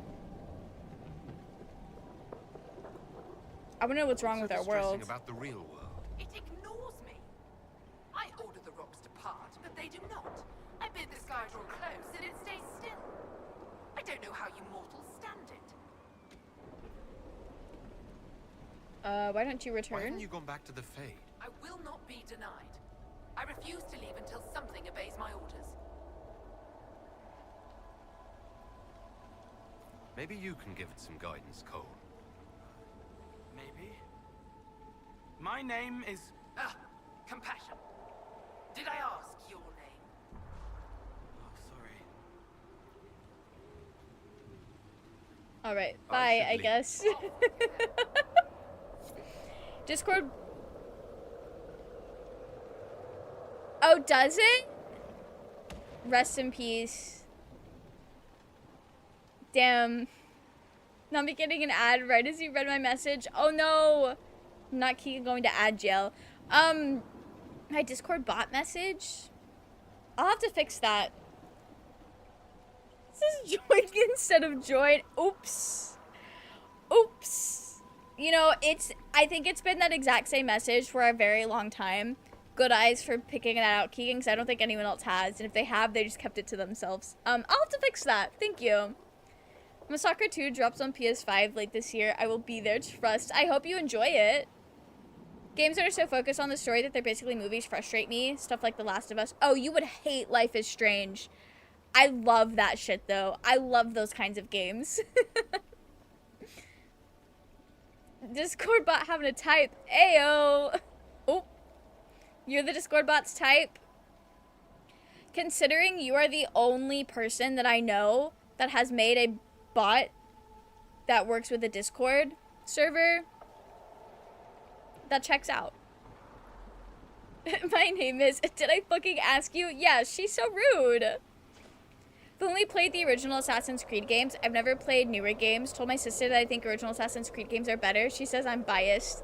I mean, if you've never played the original, or if you've only played the original and never played the newer games, unless there is like some sort of deal breaker about the newer games that you have seen or you know is in the game, how can you really say which one's better?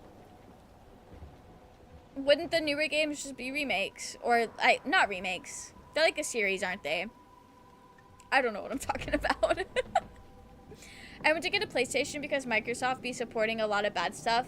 I can't be supporting them anymore.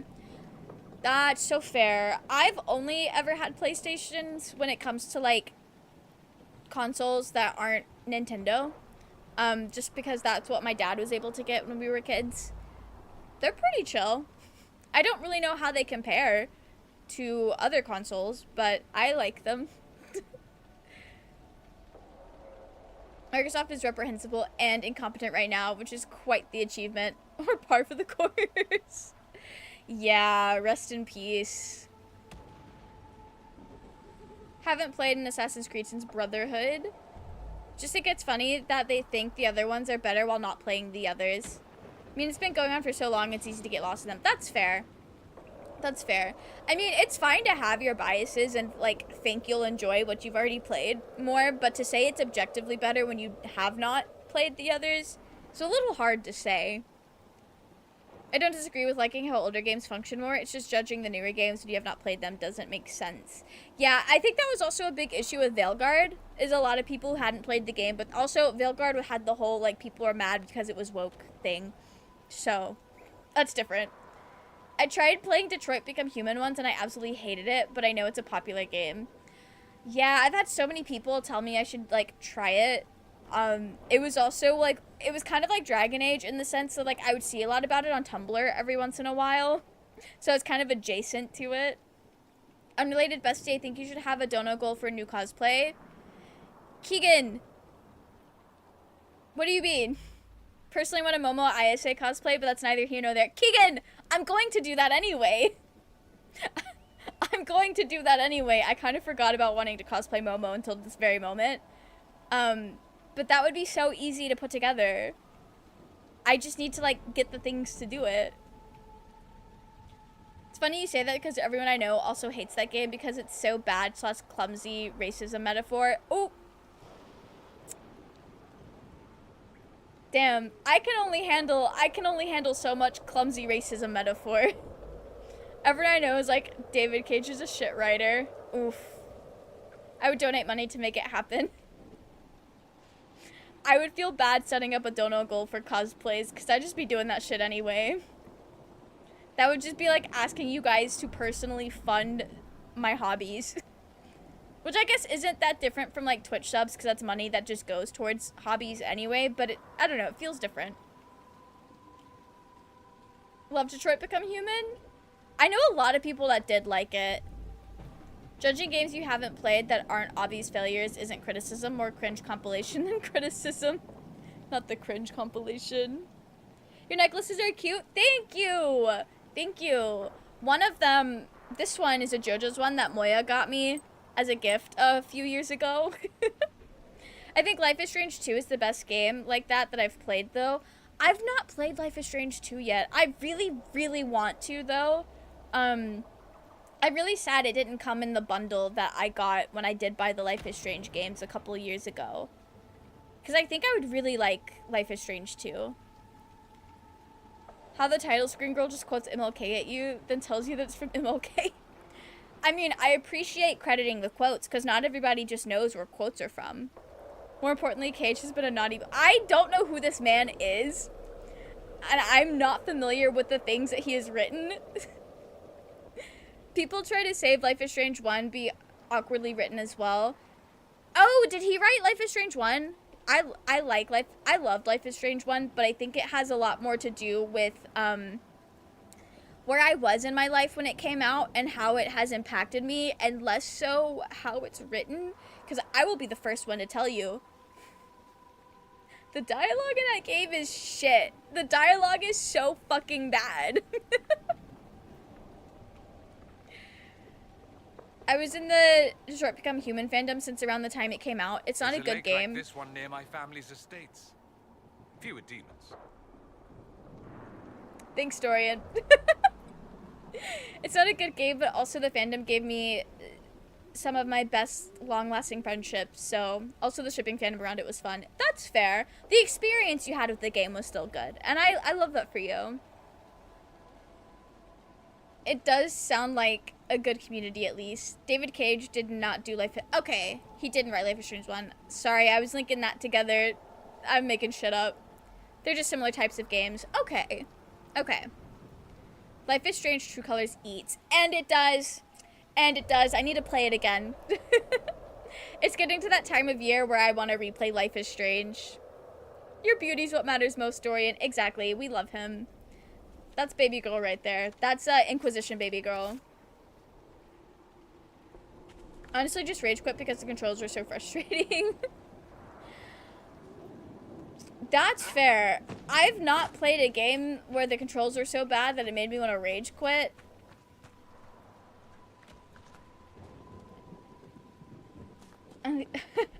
But that does sound infuriating. There's a plaque. This was the mayor's old home. What's left of it? Do you think he'll want it? A letter from Crestwood's mayor. Damp but legible. Okay, what am I supposed to be doing? Find an entrance to the flooded caves is what I'm supposed to be doing.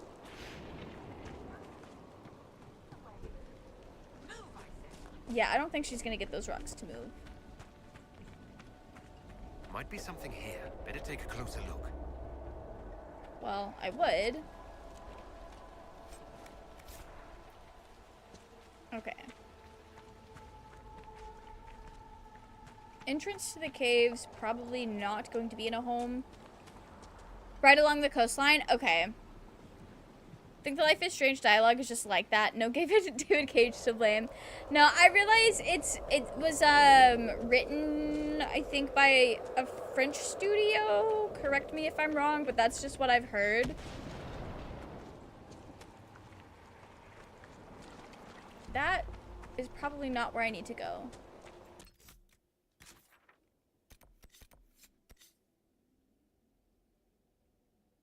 Okay. I think by the coastline, other way, makes more sense. The north side cliffs? Okay. That's very helpful. Played Dragon Age Origins, Dragon Age 2, Dragon Age Inquisition, but I've tried to play Veilguard. I'm not a fan of Veilguard. I felt like I was let down. I'm really, like, genuinely so sorry to the Dragon Age fans, especially the ones that, like, waited a whole ass fucking decade for disappointment. That's gotta be rough. I can't imagine waiting that long for a game only for it to not be what you had hoped. And to know that it, like, the development was as bad as it was. Where does this lead? Oh, I think this is it. I played all of them, except True Colors, past its first episode. I am currently on Double Exposure, and it is not grabbing me like the other games. I've heard Double Exposure is bad. I still want to get it and play it, because it's about Max, and I really want Chloe crumbs. But, like, also, the concept did look really interesting to me. But how are you liking it? Like, is it enjoyable even though it's not grabbing you like the others did? It's like Life is Strange 1 has such a special place in my heart and in my life. David Cage wrote Detroit Become Human and Heavy Rain. Ooh, I've not played either of those. For me, when it comes to games like Last of Us, which are so story-focused that you are kind of just along for the ride, I would rather watch a movie and want to be more involved in what's going on. That's fair. The only complaint I have about Life is Strange is that it kind of builds it up to make you think that all of your decisions are going to impact the story, but once you get to the end, no matter what you do, it's going to end one of two ways. And it's blatantly obvious that they wrote the ending for one to be the true ending, and then the other one was just kind of like brushed off. And if you finish Life is Strange, you know exactly what I'm talking about. Like, one of the endings is a genuine, real ending, and then the other one is, well, I guess we're just gonna ride off into the sunset together kind of energy. With, like, very little closure. And that's, like, the only complaint about, the only genuine, real complaint I have about Life is Strange 1 and what I don't like about it. Because I think it would be really cool to see more of how your decisions have impacted things, although I'm not really sure how they would do it.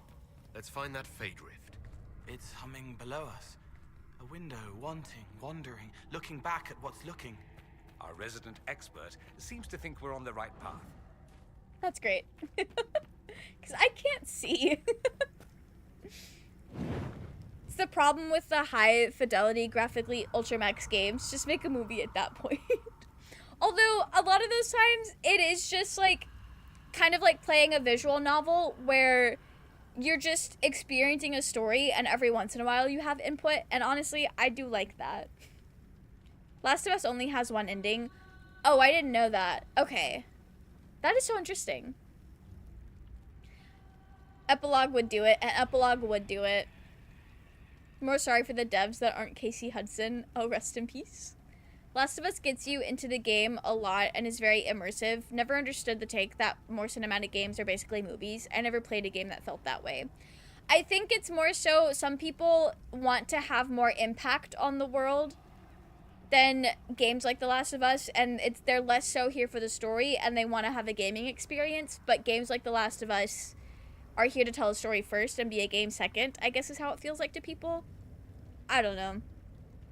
Double Exposure feels alright. It feels a bit long and I don't really want to play it. I don't know.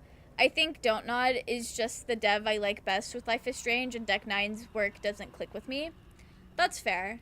Unless Deck 9 is expanding on what Don't Nod has done, like with Before the Storm. Before the Storm was good. I liked that. I played The Last of Us. I liked the first one, never played part 2. I've not played either of them, but I know my brother has them, so maybe I could, like, borrow them. I don't know if he has physical copies or if they were digital. Either way, I could borrow them with, like, game sharing or whatever.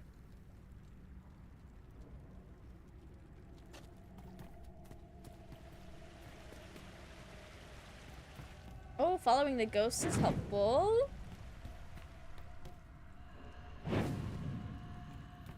Oh, I thought it was gonna keep taking me to the lights. That's okay.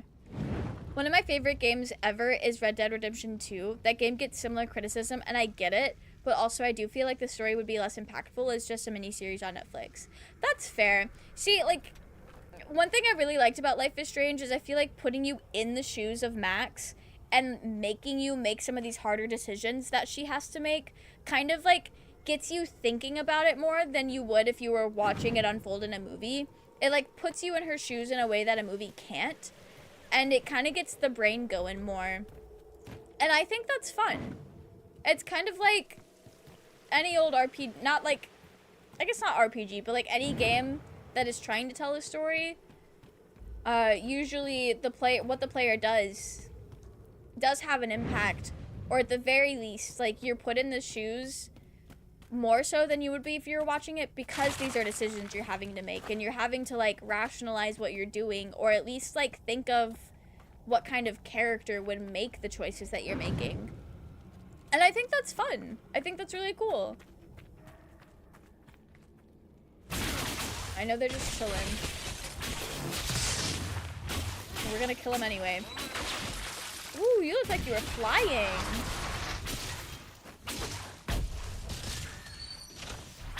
Please put your shield down.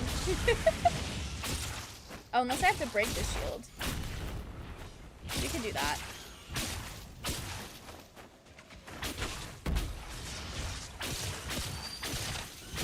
Way less. There's a reason these were made games and not made shows. I just hate the idea that these more cinematic games can just be made into movies or shows. Like, no, that is super superficial to me. No, that's fair. That's fair. Because, like, a lot of... So, I've not played a ton of story-based games that I think have been said could have just been a movie. So I've not played a ton. But the ones I have played, I feel like it being delivered to you in a game was very beneficial to the story being told. Because, one, it's trying to tell a story, but it's also trying to get you to think about things a specific way, or to push yourself to try to figure out more so, like, how would I really act in this situation? Down here when old Crestwood flooded.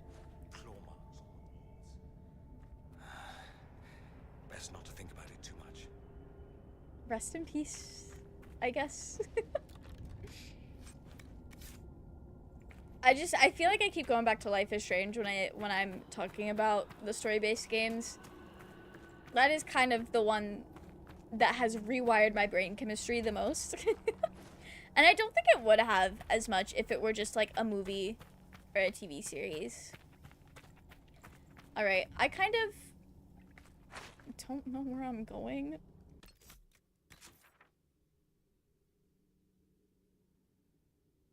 Okay. I do need to keep backtracking. There's another way to go.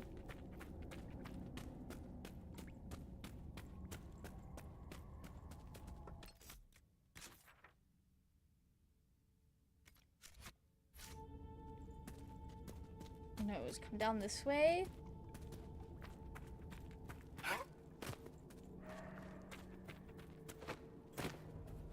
Oh, I'm so confused. Okay. Oh, I see where the fork is now. Don't mind me. I'm learning how to read a map. Alright, we just went that way. Did we? Do I know how to read a map? No. No, I don't. Okay. I found where we need to go. That did not look like a place I could go. Glowing pit, just look around. Yeah, we'll find it. Finding the pathway down was very helpful. There's dwarven ruins down here. The whole area is still lit up. Remarkable. You say remarkable. I think this looks like somebody's been here recently and now I'm scared. But you know what? I should be more optimistic like Dorian. Oh, that thing looks fucking huge. Don't mind me, guys.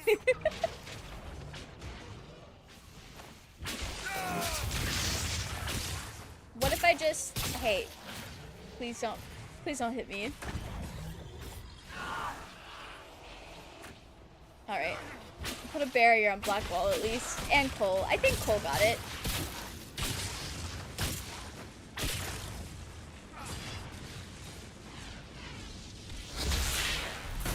I don't think that's gonna do anything, so it's not really moving.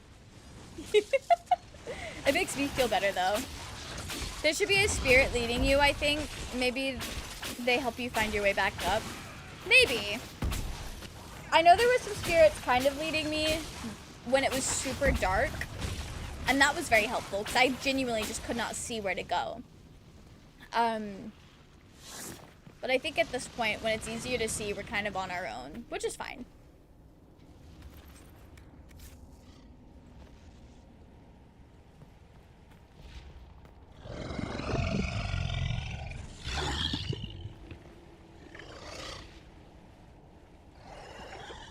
I'm just gonna keep walking.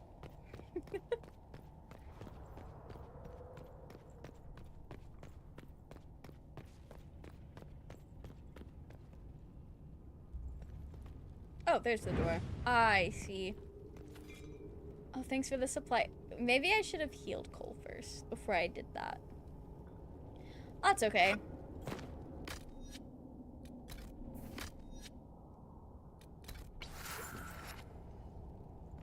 I wasn't even thinking about that. Demons My bad. They don't understand it here. They want to destroy everything. Destroy everything? Why destroy everything? I was gonna make a really, really stupid joke about Date Everything, the video game.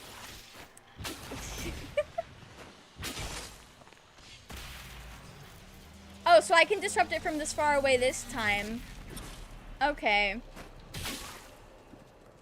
Good to know.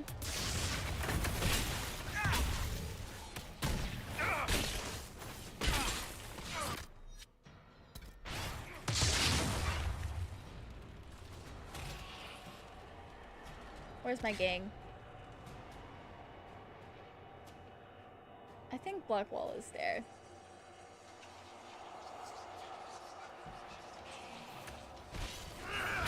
Okay.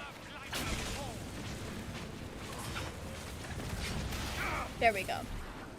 It's a huge rift. I just feel like sometimes I have to basically be inside the rift to close it. And it's so annoying. Because I am not built to be up in there like that. I'm just a silly little mage. Just a silly little mage.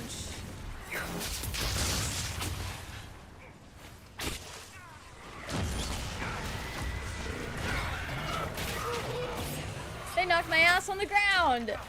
How dare they? That's so upsetting.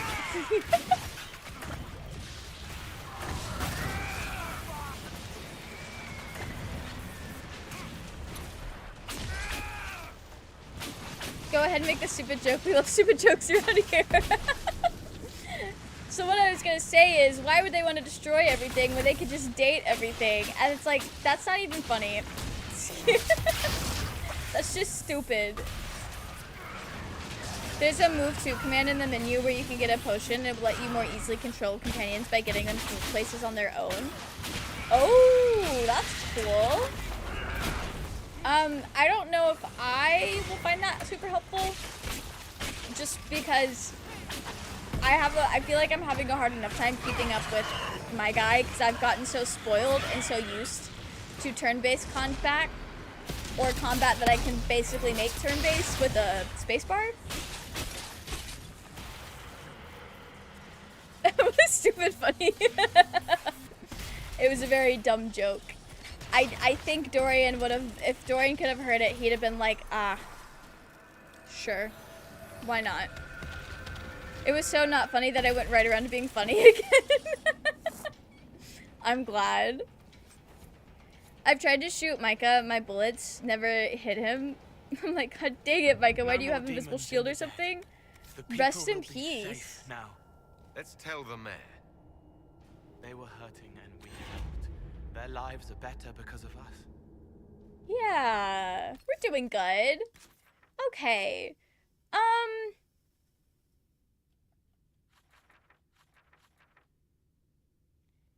I would like to teleport out of here, please. Don't make me walk out.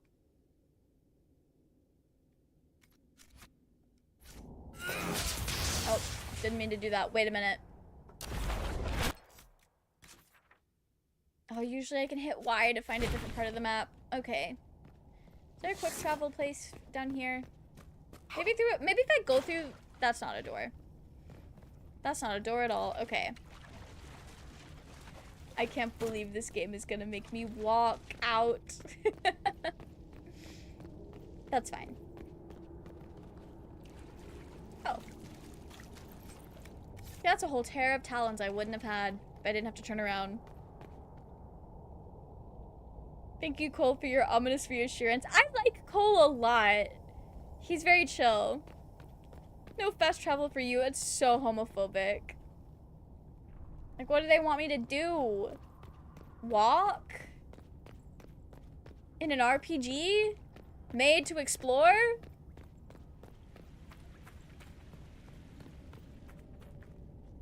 Can I fast travel? I gotta stop pressing that button. And that one, when I'm trying to press none of these. Okay. Still not there. It really is. Walking is homophobic. How dare they make me walk in this game? Like a bell from Red Dead Redemption 2. I'm so glad you specified, because I did not know who you were talking about, but I do understand the frustration of trying to hit someone in a game and just being unable to damage them. Truly crash out worthy, if I do say so myself. Their lives are better because of us is the first time you clear the main quest of an area with him in the party.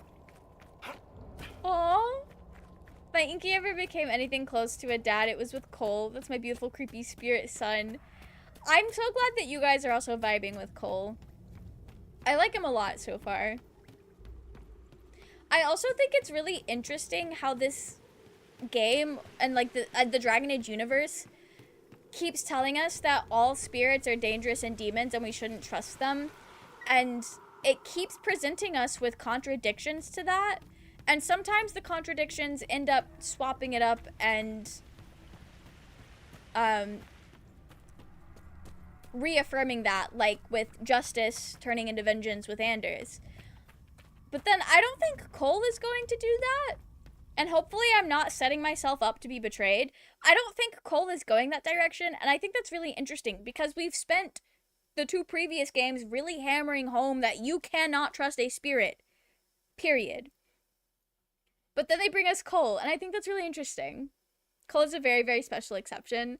Yeah, but like, I think just the fact that you can have a very, very special exception is interesting world building, and like, I don't know. It's kind of fun and it's kind of cool, and it does bring to question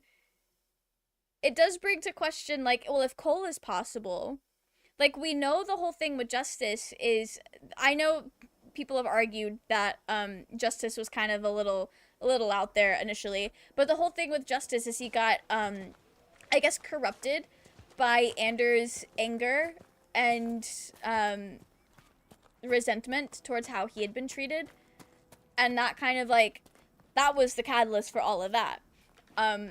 Which is a really interesting conversation to see how even things that mean well can end up doing harm. Or, like, how things can spiral. But I don't know. I don't know what they're trying to say with Cole just yet. But I think it's really cool that they have this thing that they've set up and now they're contradicting it. Not necessarily in the sense of, like, what Velgar does with the lore, apparently, but more so in the sense of, like, hey, this thing is true, but also, like, sometimes there are exceptions. Trust the spirits, bestie. I will, Keegan. I trust the spirits all the time. Nothing bad could ever happen from trusting spirits all the time. Not the Cardi B Velveeta ad. Like, cheese? Not you getting an ad for something that would make me violently ill.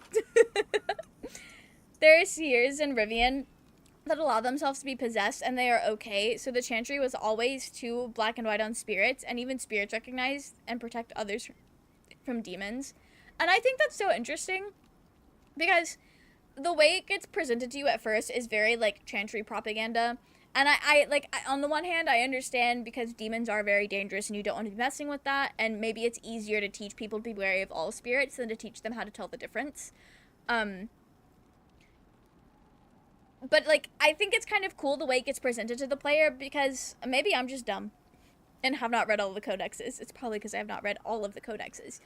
But it's, like, kind of adds this confusion of, oh, well, I don't know if I should trust Cole because he's a spirit and all spirits are like demons and like they're bad according to the chantry and all of my friends from the previous games.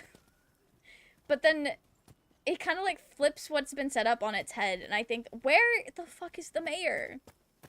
He's outside, isn't he?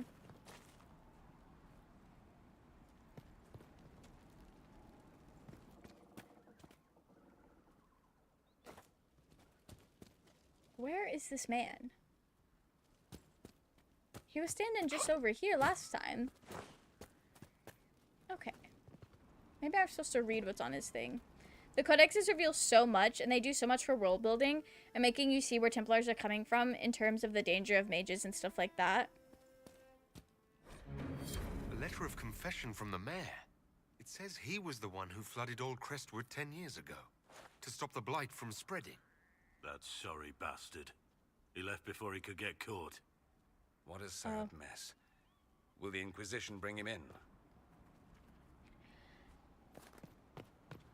I mean, if he knew he was gonna flood it, he really should have evacuated people. Maybe, like, communication would have been great. But to stop the blight, I feel like it wasn't a bad idea. It may not have been a great one, but I could see why he thought that would work. Interesting. Okay. Oh, have I not been to that camp yet? Oh, I thought I had been. Can I teleport here? I can. Keegan, thank you for the posture check. Overlord, thank you for the hydrate. I'm completely out of water, so I will have to go grab some more. I'll be right back.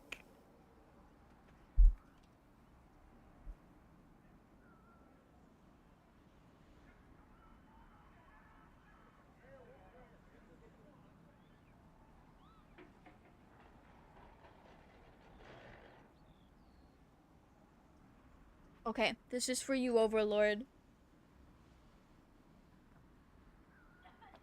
Kind of like it when game busts out cool cinematics. I do too, Barmy. I think it's fun. If we're discussing just make a movie, not a game, I think it's because the gameplay doesn't fully help the narrative, and I don't think people are vocalizing that. That's fair.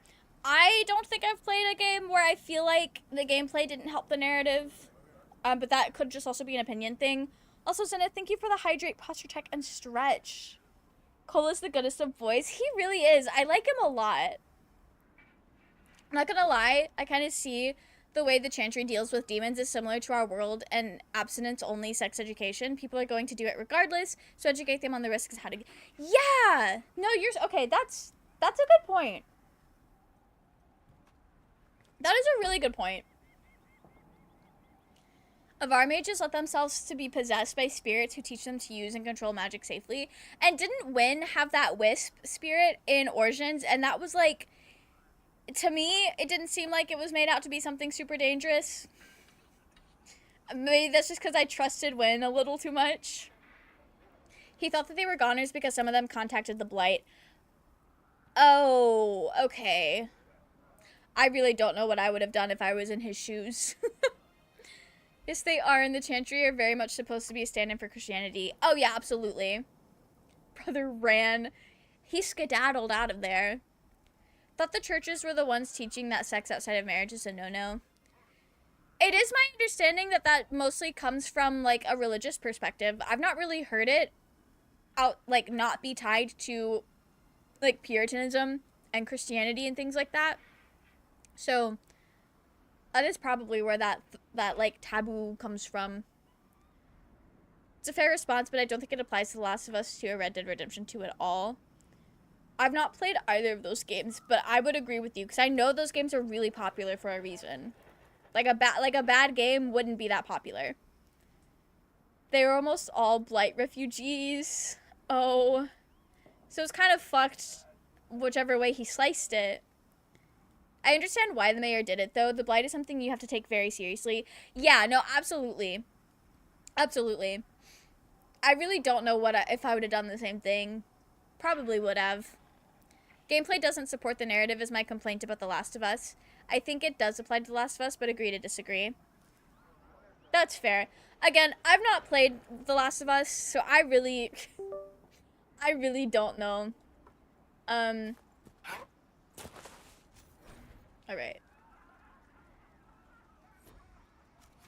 Oh, yeah, that's how I do my potion Get your regeneration potions, homie.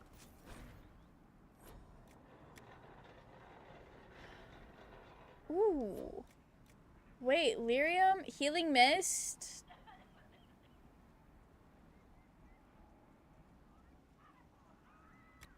Yeah, we'll give that to him. I don't know if that's smart, but we'll give it to him. Another time. Alright, do I want to give you Jar of Bees? I think I will, because I think that's funny.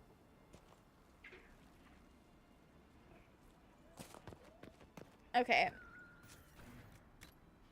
You, I think also regeneration potion.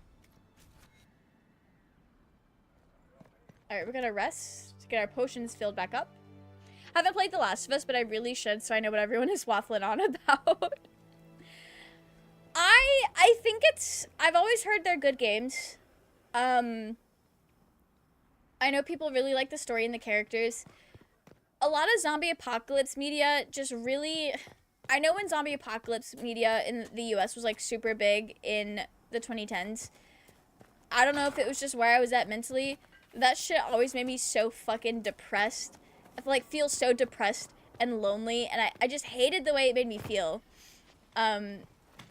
So I have not played it because I don't really vibe with zombie stuff as heavily. But maybe I should give it a shot. I wonder, like, it probably will feel different now. Oh, you need to buy them with resources, or does it not?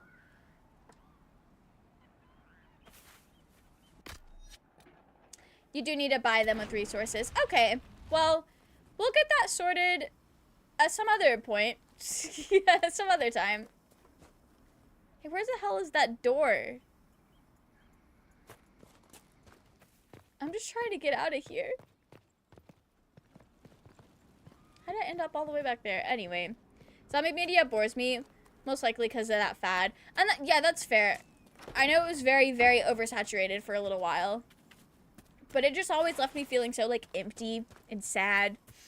And I just didn't like it. Last of Us is always so funny, though, because people really try to act like it isn't a zombie apocalypse, even though thematically that is what the cordyceps virus is. That's wild. No, it very much is in a similar vein, if not the same vein.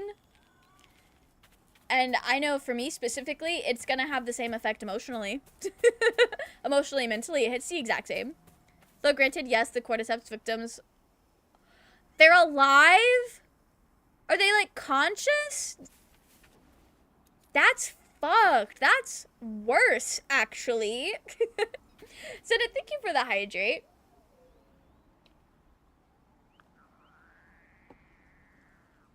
No, sex outside of marriage when removed from Christianity is because of inheritance. Basically, if the eldest son gets all your stuff / continues your line, you, as a man, want to make sure your eldest son is actually your son. Oh, that's fair. That's also fair. I've always heard it so tied to, like, religion. If you end up with a kid you don't know for sure is yours, that kid's bio dad is stealing from your line's future. Interesting. My son will inherit my PC. That will be outdated by the time he turns into an adult. Also, I somehow try to make a dude pregnant somehow. Hey, Overlord, it's always possible. It's if I've learned anything in fandom spaces, it's always possible. It's like pre-Christian societies that are patriarchies also had no sex outside of marriage / adultery laws, and that was why it wasn't as enforced with lower classes. Interesting. Okay. I think you are misusing thematically. I do think describing it as a zombie media is reductive to what that monster is. Cordyceps are based on science as well. Zombies are based on Americanized version of African lore. Oh. I don't think I knew that about zombies. That's so interesting.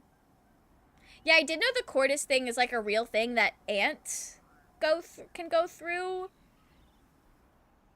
Or like based on that.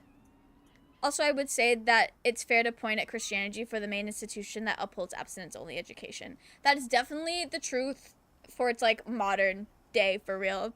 Same-sex pregnancy can be excused in any setting with a magic system. Even if that excuse is, fuck you, that's how. Yeah, also trans people exist that make that possible as well. Although you just specify same-sex, so maybe that's, like, I don't know if that technically doesn't count wording wise, but like trans people exist, and that could be a workaround as well. I remember the video I learned that from. I will have to find it and share it. Yeah, that'd be cool. Closed down channel. I would love to see it. Go through more like it's a fungus that infects them. The Last of Us is just, what if it affected humans? One thing yeah, about that's the Ferelden horrifying. People, they're resilient. You'd almost have to be living here. So Ferelden is just the shithole place to live. Got it. Zombies originally are like mind controlling magic. Movies turned it into a plague thing. Red Templars ahead. I don't think I knew that. Things around them. That is All so red. interesting. Be careful. All right, thanks, Cole. The fade sings around them. How do I? There we go. All right, so this quest marker I'm following. Okay. Right. It's called Zombies Are Political, a very deep dive into the telltales of The Walking Dead. Oh, okay. I'll have to look that up. I think that's been in my recommended before, but because I hadn't, like, played the Walking Dead game, or like really watched a lot of it, I was like, I feel like I'm not gonna understand a lot of what this person's talking about, but when you put it like that, sounds like I'll still get a lot out of it without like having the basis of The Walking Dead. Okay, girl, open the fucking map. Where am I trying to go? I'm so close to this camp. Also, that's the quest I want to follow now. Okay. Great. Let us keep going this way. Oh, I see the camp. How do I climb this mountain? I don't think I'm actually seeing it. Don't listen to me, guys. I don't know how Windley became the leader of the Inquisition when I can't even navigate. Telltale Walking Dead is actually really good. I've heard good things about it. I just had like an aversion to zombie media just because it used to make me so fucking sad. In a way that I just did not want to cope with at the time. This would work. Well, I'll have to like revisit it, give it a shot. I think it's by Game Assist and it's 3 hours and 30 minutes. Yeah, that might be the same one that's been in my recommended before. I'll have to look it up. I'm not a fan of The Walking Dead and the guy who writes it because a thing in all his work is a very negative view of humanity. Kel, you're gonna hate Black Butler because that's like a really core theme of Black Butler as well, as like humans are the worst. But I don't know if it's supposed to be like done in a way where the reader knows it's not indicative of all of humanity. It is definitely a theme. I'm just not entirely sure how it's supposed to be played.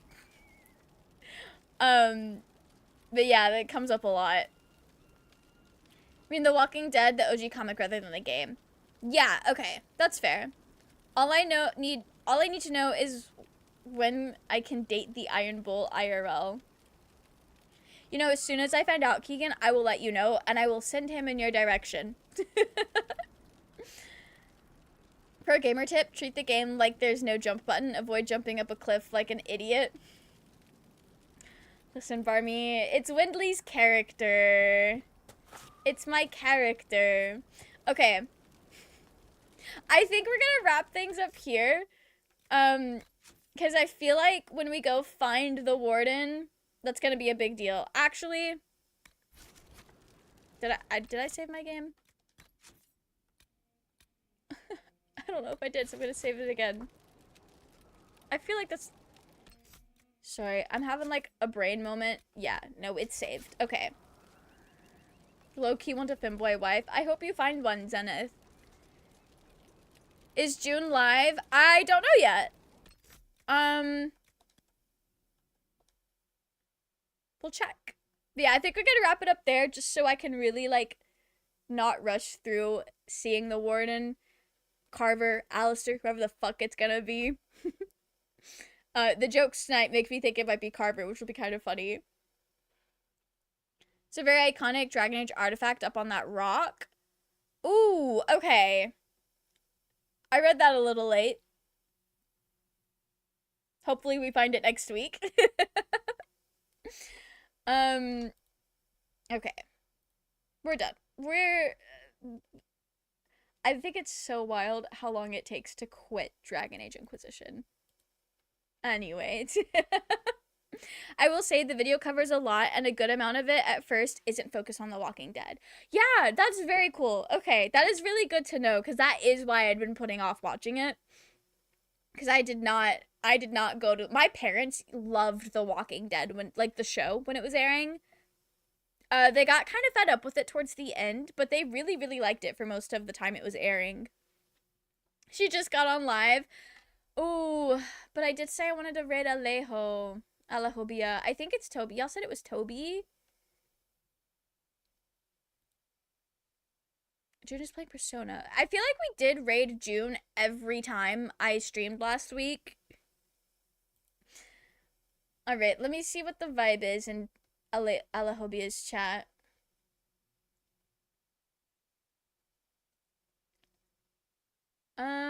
Yeah, they're still playing. She's still playing the game. I'm sorry, Zenith. You'll have to go to June in your own time. But anyway, thank you guys so much for coming and hanging out. I'm very excited for next week to see who the fuck this Grey Warden is.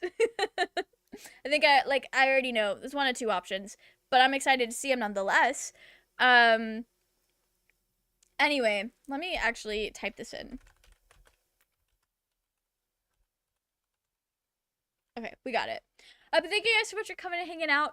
Those of you on YouTube, I will be seeing you guys again next Tuesday, same time, same place, where we pick up right where we left off. And people over on Twitch, I will be seeing you guys on Thursday when we get back to date everything.